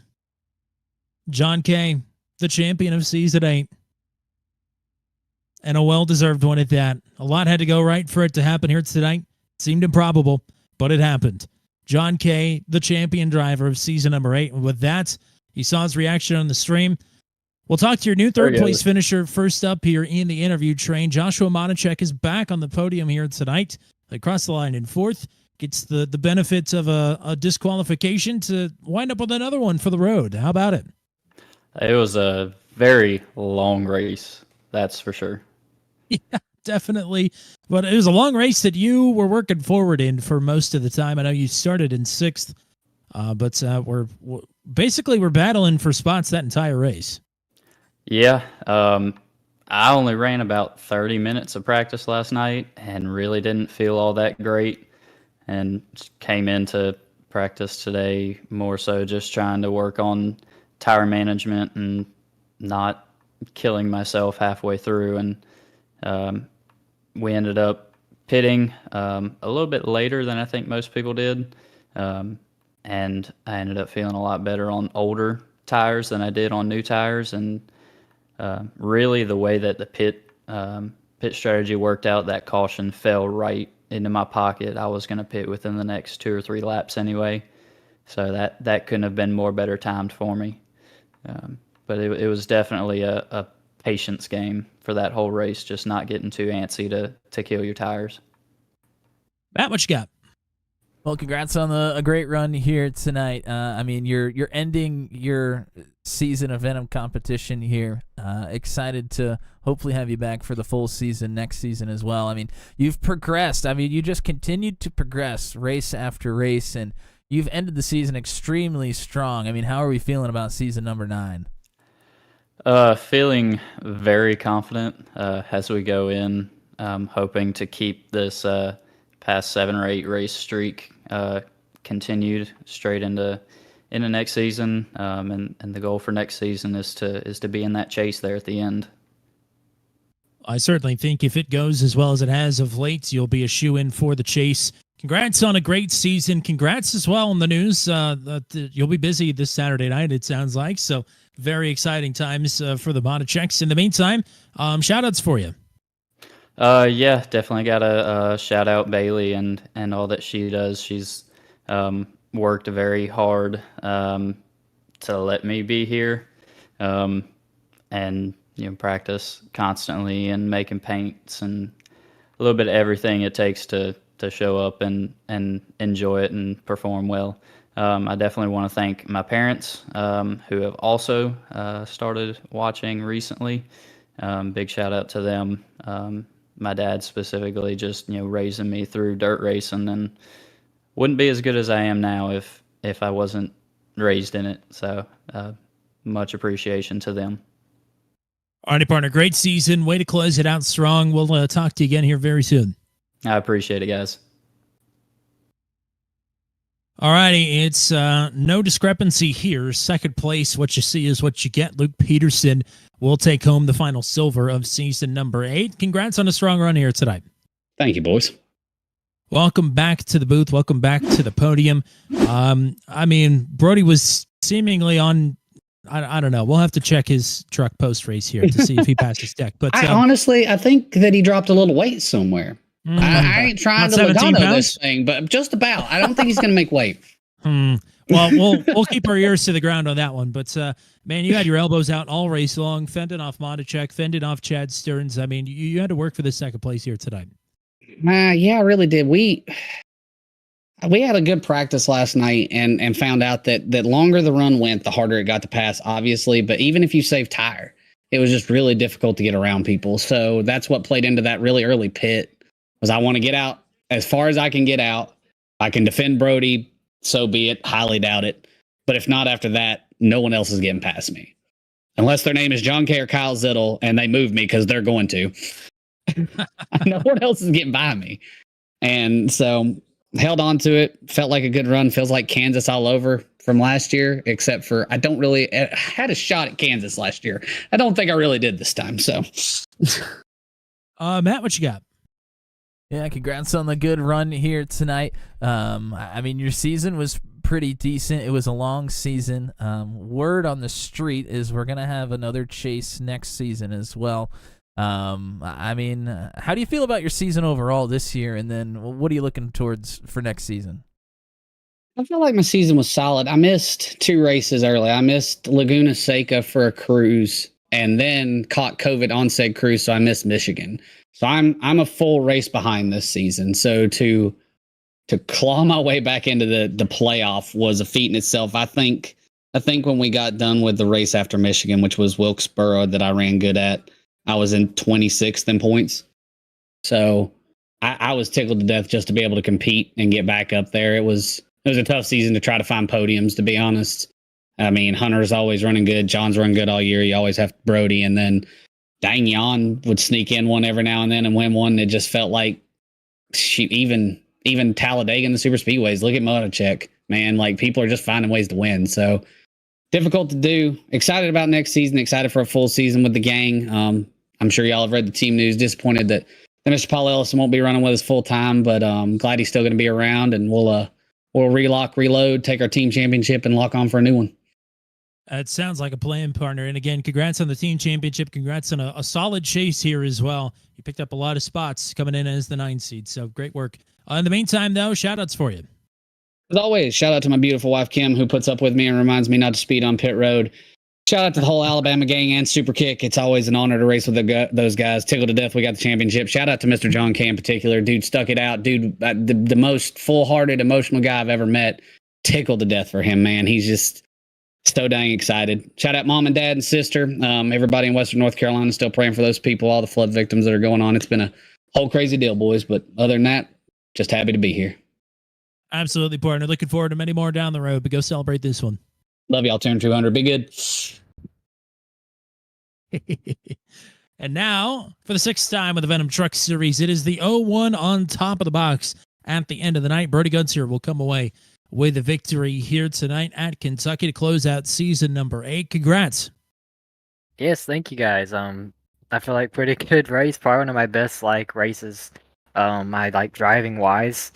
Felt like I really figured it out some way between the practice last night and even practice today and then to the race, and just was very smooth and consistent and just trying to hit my mics and kind of try a new thing of not even worrying about the relative as much and just driving my own race. Well, the relative would have shown about a 3.5-second advantage for you there on the final lap, but that doesn't really tell the full story. You lead 98 laps here tonight. You opened up a can on these boys. Yes, so definitely it pained me for that caution to come out when I had a 9-second lead. I looked back and checked.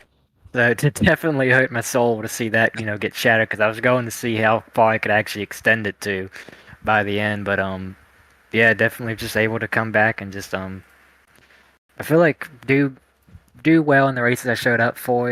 Been nice to see what I could have done. Points, like I was telling John and Luke down in the waiting room. Just, with being missing half the season, only showing up for 11, but I'll take winning 3 out of the 11 races I made it to. Definitely, I feel like getting better at my win percentage every single season.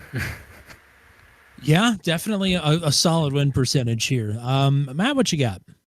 Congrats on a great run here. We've seen you win lots of races in other series as well, and in other cars, other types of vehicles. How did you feel about the truck this season? We haven't seen you in the truck a whole lot, and weren't quite sure what to expect, although we kind of know what to expect from the 01 at this point. But did you meet expectations? Did you exceed expectations? How do you feel? Well, I appreciate the confidence in me every single time I go into a race. It's probably a lot higher than mine sometimes. But I would definitely say my expectations coming in was actually just, seeing the people who won, it was kind of just race it. Go in, not really care how I am. If I'm 30th, I'm 30th. If I'm 10th, I'm 10th. If I'm leading, heck yeah. And just drive the race from there.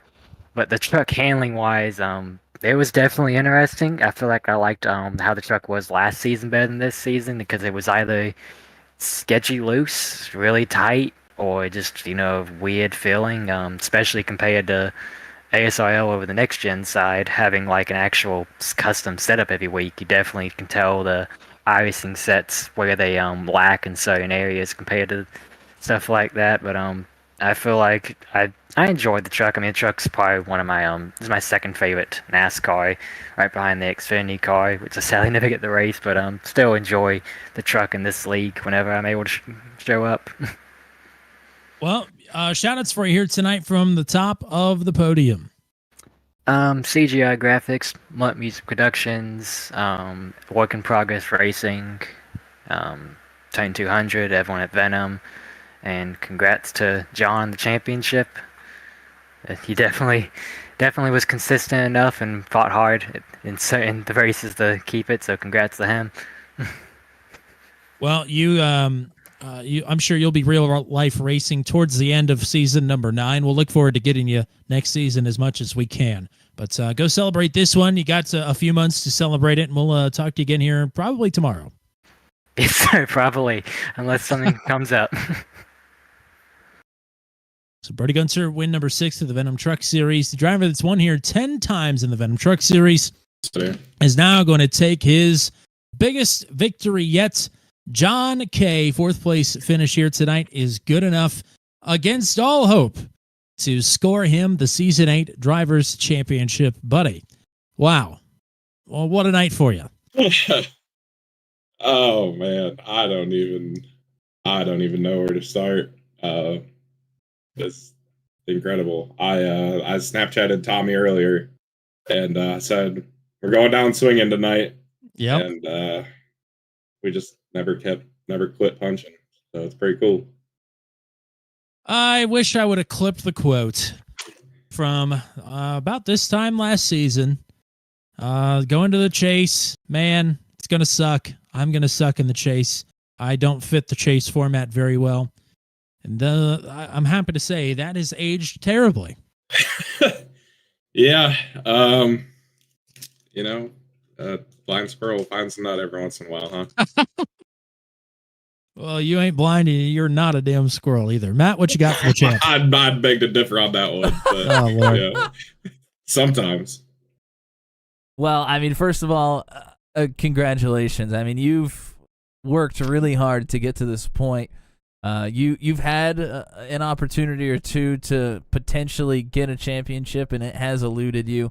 I mean, just talk about the emotions of knowing everything that you've put into this league and finally coming out on top.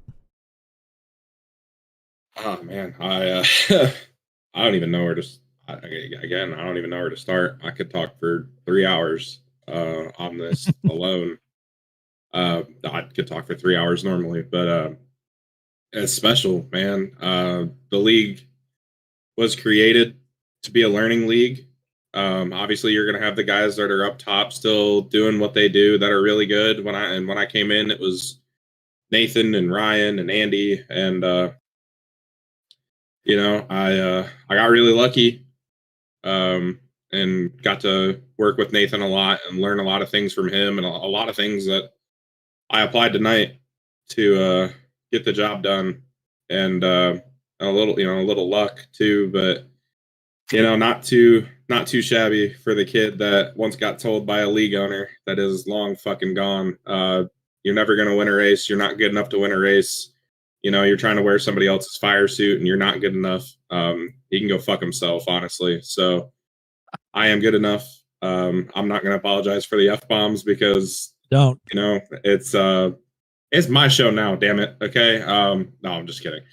But yeah.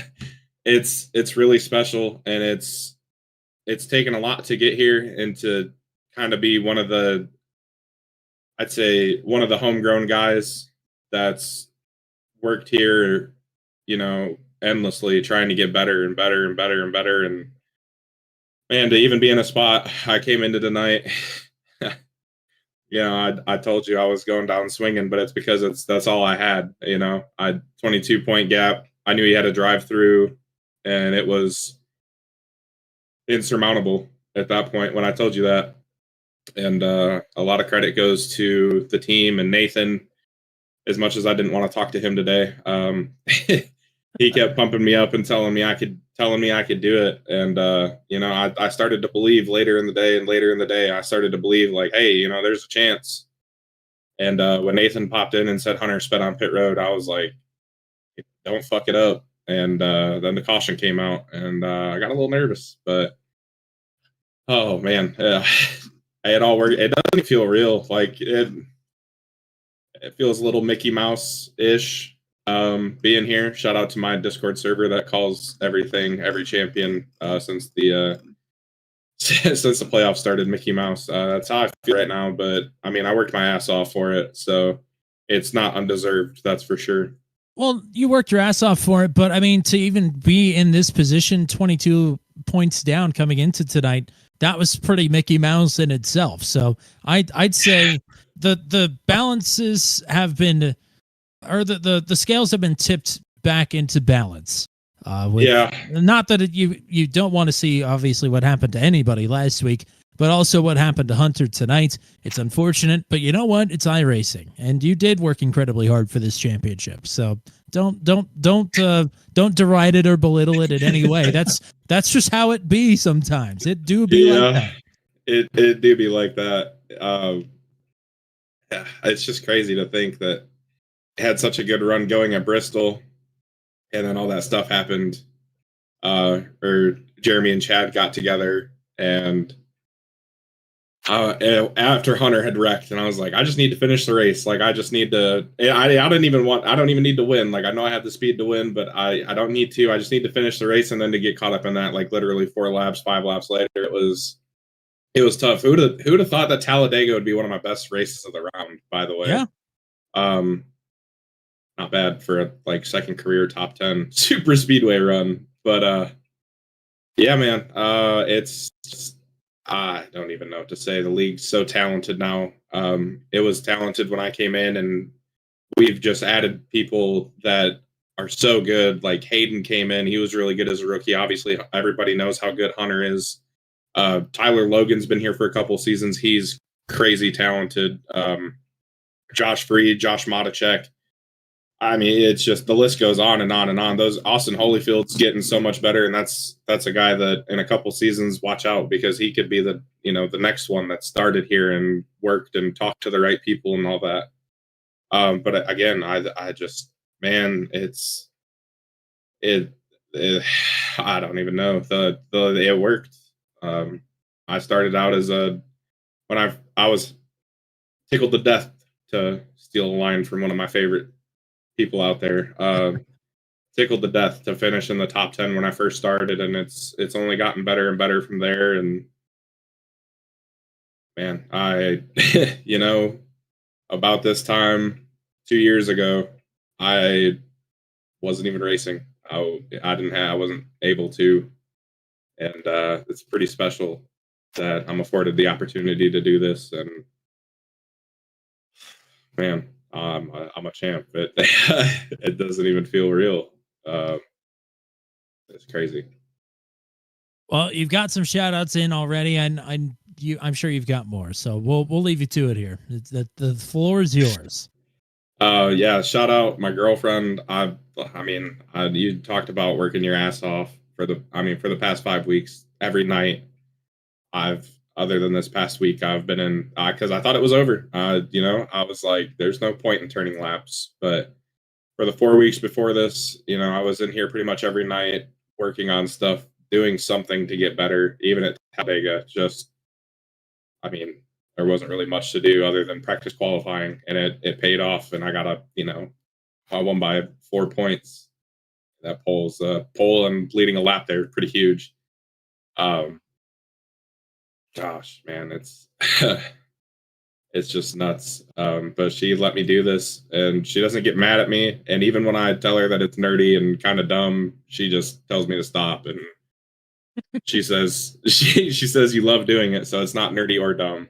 And F what everybody else thinks if they think it's nerdy and dumb. So if you think your iRacing is nerdy and dumb, give you one of those. Man, shout out my mom and dad. I'm sure my dad will watch this at some point. If he's not watching already, he's probably going to yell at me for cussing so much. But it happens. It's your fault, honestly. you you imparted this language upon me. My mom always super supportive when I was screaming and yelling when I was living in her house when we were running like the 24 hours of Daytona and stuff at freaking 2 a.m. and being a jackass. So love you, Mom. Love you, Dad. And then the team, man. God, we got a special group. And they, I mentioned it earlier, that league owner that shit all over me. He got pissed off because I wanted to go race with other people, I guess. And he wrote me off and gave up on me, but these guys never have. Garrett, obviously, brought me in, welcomed me with open arms. Paul, I'm going to miss racing with Paul next season all the time because he keeps me level-headed, and everybody knows how big of a chore that is. Obviously, as you heard with about 10 to go. Sorry, Corey. Luke, Kyle, I mean, again, just anytime I'm like, hey, what are y'all doing? Like, you want to turn some laps? They're always game to turn laps. Hayden coming in, and he's been great. He's been a great teammate. He races hard, races fair, races clean, gives you enough room, and that's all you can ask from a teammate. And Eric Breeding, Sportsman of the Year, well deserved. I mean, that dude has had some of the shittiest luck I know, and he shows up every week ready to go. And I mean, 2 seasons ago, I was ready to freaking throw all my stuff in the garbage because I couldn't finish good. And he just shows up and pushes on and pushes on and pushes on. Shout out Sean Schaefer. I mean, even I told him earlier I had a weird day. I had a weird feeling this morning. And he said, yeah, it's because something's going to happen. You're going to win the championship. And I was flabbergasted because he was pretty spot on. I told him he had a passer, and he goes, well, what if he gets a penalty or gets wrecked or something? I'm like, well, I guess we'll find out.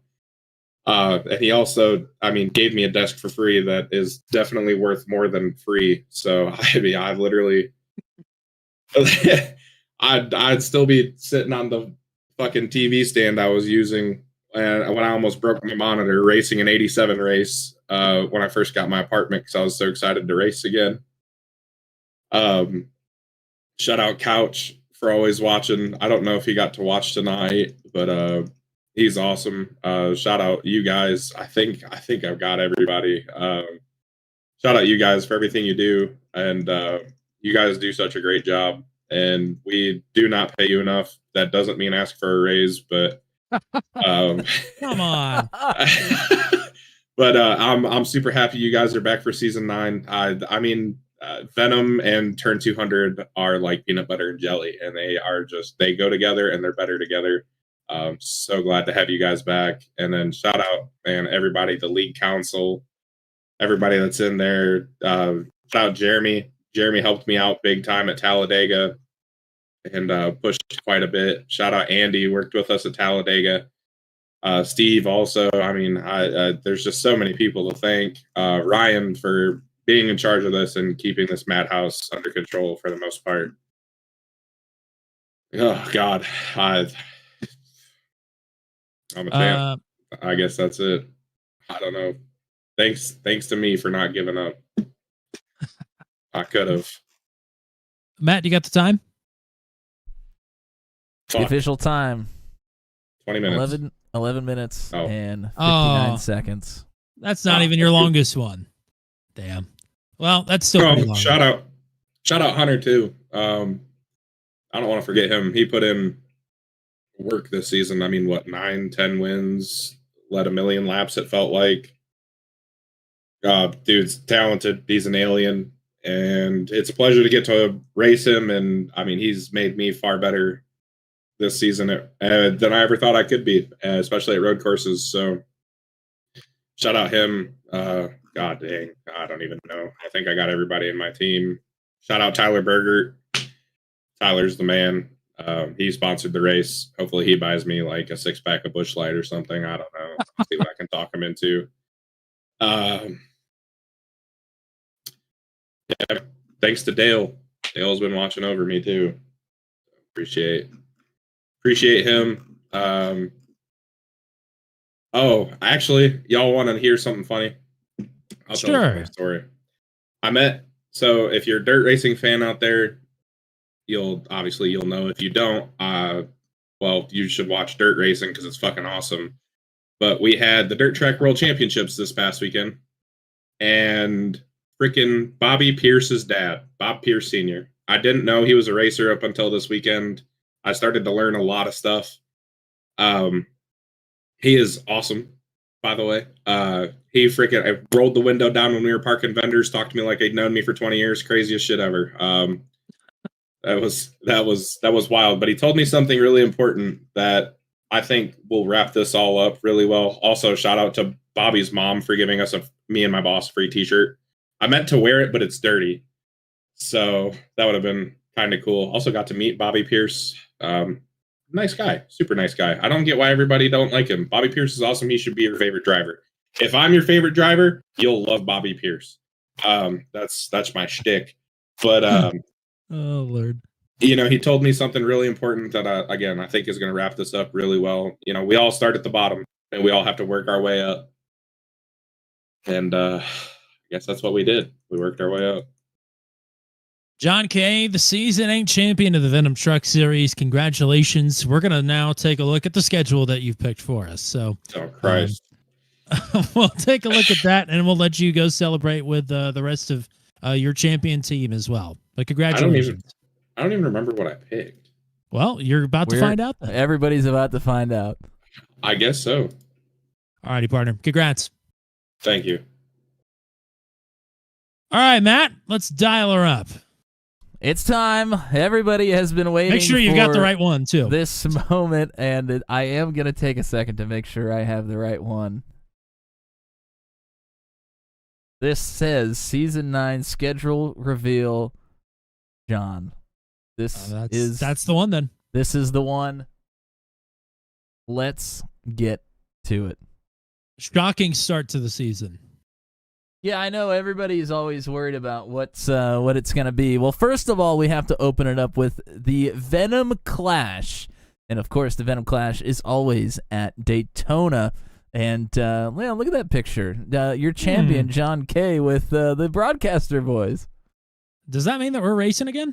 I think that means we got to dust the trucks off at least one more time. Oh, all right. I guess if we have to, darn it. Yeah, they're gonna make us, I guess. So we'll get the trucks prepared. Don't worry. I just want to say this is a PowerPoint presentation as well.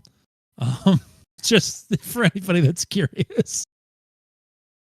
I got a big kick out of that. I don't know why. Well, let's move it on. I wonder what's coming up next, Tommy. I don't know. What could it possibly be? It could only be the Rocket Man Memorial 85 kicking off the season yet again. I believe this is the 4th annual Rocket Man Memorial 85. I think it'll actually be the 5th. I think they've got it listed as the 4th, but there was season 5, 6, 7, 8, and now 9 will be 5. All right, so the 5th annual at this point, Rocket Man Memorial 85. Of course, for Murph Turner. But yeah, Daytona's going to kick us off again in January for season number 9, points paying races. And then we're going to move it on to the West Coast Swing, round number 2, Las Vegas. Las Vegas. With the oval refresh, well, I think Las Vegas is back on the menu as being a potentially a good race. We'll have to see. We've certainly had some bangers at Las Vegas recently. It really just doesn't disappoint since the package update. So gonna be looking forward to round number 2, and then we're gonna move to round number 3. And this one's gonna be interesting. Kern County is making its Turn 200 debut as part of the West Coast Swing in season number 9. I bought the track to take that picture yesterday. I can't wait for this race. I think this track is awesome. It's surprisingly banked. Like, I was not expecting how banked it is. It's like Bristol, a little less banked, but with an extra lane to work with. It's going to be a crazy race. Yeah, I mean, looking at this picture right now, I mean, you can just see the banking. So it's is this a Photoshop job, by the way? No, that's the Venom Truck Series AI car set that I made. Wow, look at you. You are going above and beyond. Alrighty, and then we're going to continue the West Coast swing, and it is to one of our favorite places on iRacing. That is Auto Club Speedway. The GOAT. I love Auto Club. No season would be complete without it, although we've gone without a couple of times. Yes, we have. But Or whatever. we're gonna have it here again in season number 9, and then we are moving on. We're gonna get away from the West Coast for round number 5, and Kansas Speedway is on the table. And much like Las Vegas with the truck package the way it is, Kansas should turn out to be a spectacular one as well. Absolutely. Always look forward to a race on the Kansas Oval. It should be a good one. And we always look forward to a race at the Kansas Roval as well. Maybe we'll get one of those again one of these days. We'll have to see. Cross promotion. Yeah, maybe a little bit. Tune in on Monday nights at some point. Let's go ahead and move on. We're gonna stay in the Midwest. We are going to Iowa Speedway. This one is always spectacular as well. This is a fun one. It's the intermediate of short tracks, if that makes any sense.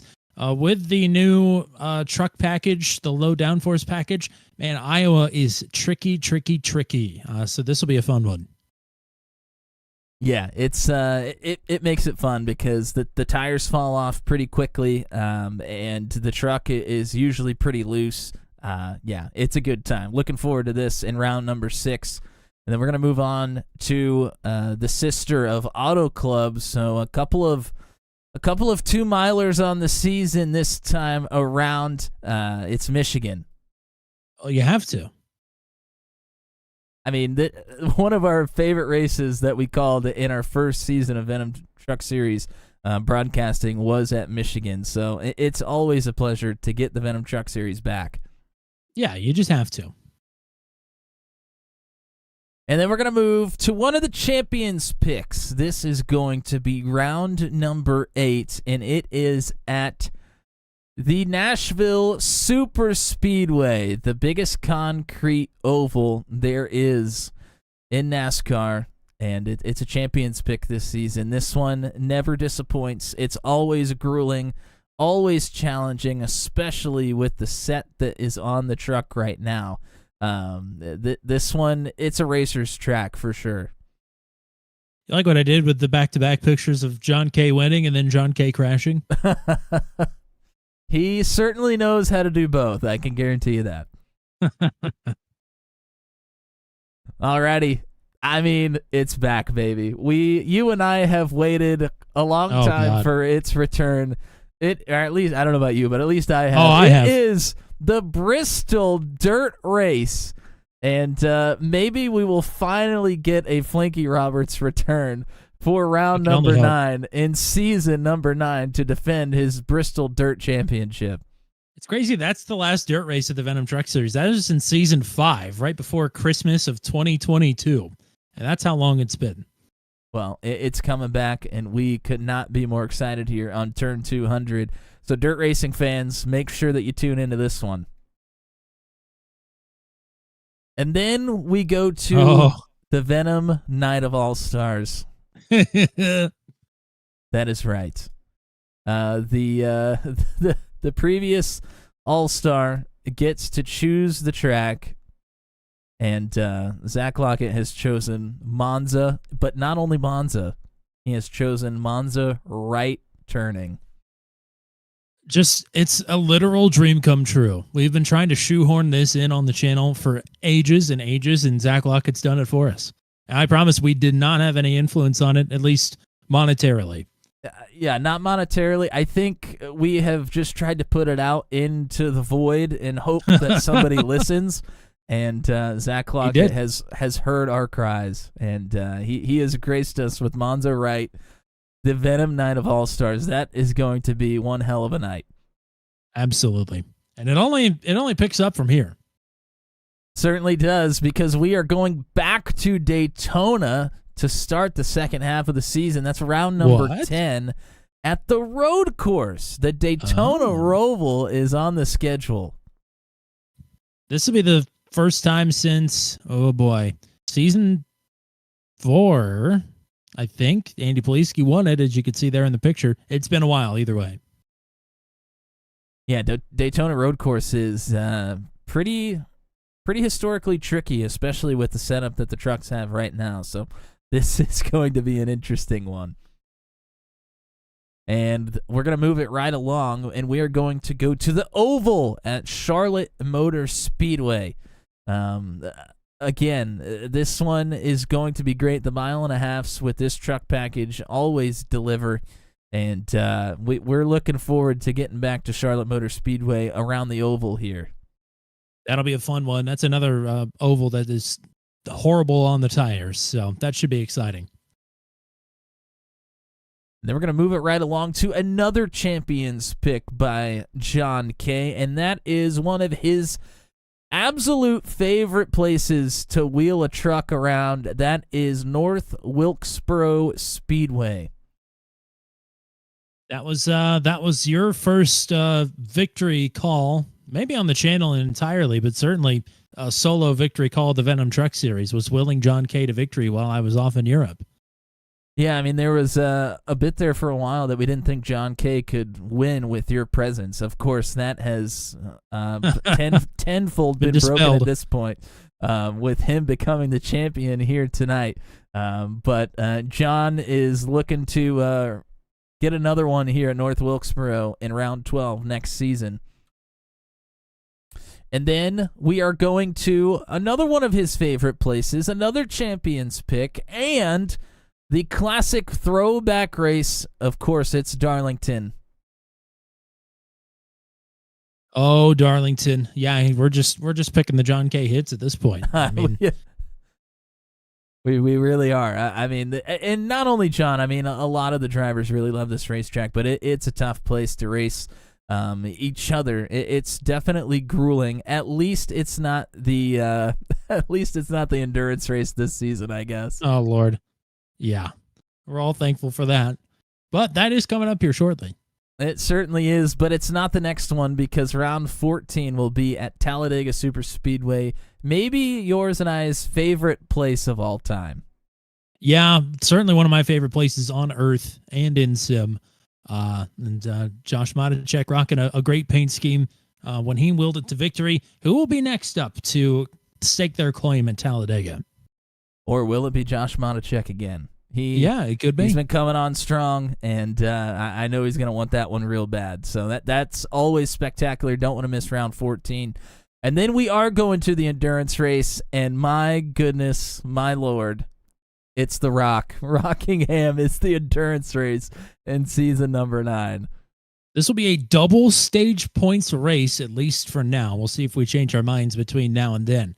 But it will be broken up into basically how they run the NASCAR races. It'll be broken up into 3 equal stages, and you'll get stage points in stage 1 and stage 2, probably without a caution, at least for the stage. But yeah, so that's the cutoff race for the chase. Like you mentioned, it's back, and it pays double stage points. So that is going to be a very interesting one at the Rock. Yeah, lots of points being able to made up in that race right before we kick off the chase. And race 1 in the chase is another one of our favorite places. It's Chicagoland making its return. Sweet home Chicago. Only the second time, I believe, in series history that Chicagoland's been run, and it's been a long damn time since it's been run with the Venom Truck Series. So excited to see that one back. And then we go to a place that is one of the favorite places for the drivers to go to throughout any season, any driver. That is Bristol Motor Speedway, the last great Coliseum. So double Daytona and double Bristol with 2 different track layouts. Very exciting. That'll be the None of Your Beeswax 220, I'm sure. Moving on to chase race number 3, and it is going to be Watkins Glen. The road course in the chase is going to be maybe the most famed in NASCAR. We are going back to the Glen. No surprise here. And it'll be the one that the chasers, I'm sure, are going to be the most excited about out of all the possible options that you could have put in the chase here.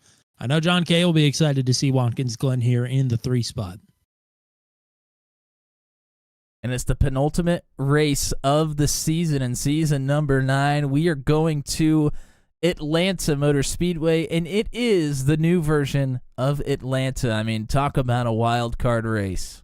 Yeah, no kidding. That is really gonna that's gonna be interesting to say the least. That'll set the table for another pretty interesting but difficult championship race here to close out the chase. Certainly is. It's not your usual super speedway race. A lot of strategy gets involved in this one. That is going to be a very interesting one to watch unfold in the penultimate race of the season. And then we are going to finish the season off. A champion will be crowned at Homestead Miami Speedway. They are going back to the classic finishing race of the NASCAR of old. And this is going to be a great venue to end the season here in season number 9. Yes, it is. Excited to get back to Homestead for the first time since season number 6.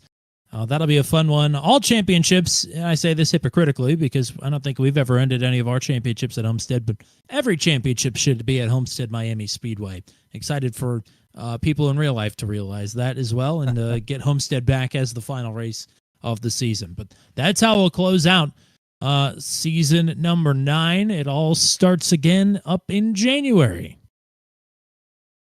Yep. So everybody, a little bit of a break here, but January is fast approaching nonetheless. So you're get yourselves ready for season 9. It might be the best yet. Looking forward to most of the drivers coming back and seeing if we get some new fresh ones in there as well. It sounds like we might have one fresh one in the chat there. Hunter Leach coming in late. I think he wants a piece of the action for season number 9. We'll see if we can get that hooked up. But thank you for everybody that stuck around to watch the schedule reveal. And Matt Williamson, it's past my bedtime. I think it's time to ramp this one up. We've said all that we needed to say. What else do you want to say to close up season number 8? Well, I first of all have to congratulate John Kay. As we mentioned in his interview, he's worked extremely hard for it. He had an opportunity at one time. That one did not happen, but he made this one happen, and couldn't be more proud of the work that he's put in. And shout out to all of the drivers that participated this season. They always make it such a fun night of racing every Tuesday night that we have the Venom Truck Series on the channel. We've talked about the new drivers in the series. They have really added some spice to the Venom Truck Series here this season. Looking forward to having, hopefully, all of them back for season number 9. And, of course, could not do this without the support of everybody in the chat on Tuesdays. And we're going to get to everybody that was here tonight. Of course, Bailey, Marie cheering on Josh Monacek. Congratulations to you two. Hope Saturday is an absolutely beautiful day. Hunter Leach in the chat every once in a while. Maybe we'll have him on the track. That would be a fun one to have. Nathan Reynolds always supporting us here, as well as Rob Williams, Stickers McQueen, Jordan Jorno, Cole Maxwell, Zach Lockett here in the chat, giving some congrats to John Kay there as well. Matt Schlosser, always a competitor out on the racetrack. Garrett Rainey in the chat here tonight, as well as John K at JK Gaming. Tyler Burgert, Lindsay G in the chat. Love to see her on Tuesday nights. Ryan Dye, fortunately, had some issues again tonight, but this time it wasn't driver error. Also, Vroomtastic Steve Roman here in the chat, as well as James Coleman, Ray Spooner, Colin Court. Car Inside, Nathan Reynolds, Nate Berzo, I don't know how to say that, I apologize, Ty Coleman, Lisa Kelly, Pamela Engrav, and I think that was it. We had a lot of people here watching the season finale here tonight with us. Thank you guys for tuning in. Thanks for chatting with us. And we are going to see you all, if not this week, we're going to see you all in January. But if you get some time, check out some of the other series here on Turn 200. Yeah, we'll have plenty between now and January 7th, which will be the Venom Pro-Am from Daytona, where you'll get a live Team 200 POV stream for that. But in the meantime, between now and then, tomorrow night, it's the ASRL Limited Times Graphic Sports Car Championship from Virginia International Raceway at about 8:30 p.m. Eastern Time. Thursday night, the Max V playoffs roll on. How could they ever top last week? Well, we'll see if they could do it this week from Homestead Miami Speedway at 9:15 p.m. Eastern Time on Thursday. Then it will be, Monday night. We'll crown a champion for the Ghost Squadron Formula Super Series from Road America. That is going to be a fantastic one at 8:45 p.m. Eastern Time next Monday. And again, no more Tuesday action, at least for the Venom Truck Series. We will have Truck 200 starting up in November. That'll be on Monday nights. If you want to come and get your fix on truck racing here on Turn 200, we'll have some for you. And then, we'll have the Venom Truck Series back here January 7th of 2025 here on Turn 200. Thank you to everybody that helps make this possible. Thank you to everybody with the Venom admin team. Thank you to Ryan Dye, to Paul Ellison, to Kyle Zittel, and to the rest of the council members and everybody else that helps make things run as smoothly as they do. Looking forward to our 5th season with the Venom Truck Series here in 2025. That's all we got for you here tonight. On behalf of the GOAT, the one and only Mr. Matt Williamson, I'm Tommy Cook saying so long and congratulations to Brody Gunter on win number 6 and John Kay on his first career championship with the Venom Truck Series.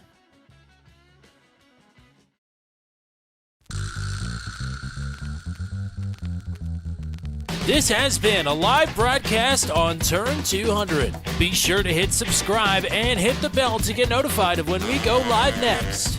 Thank you very much for joining us, and we'll see you again soon.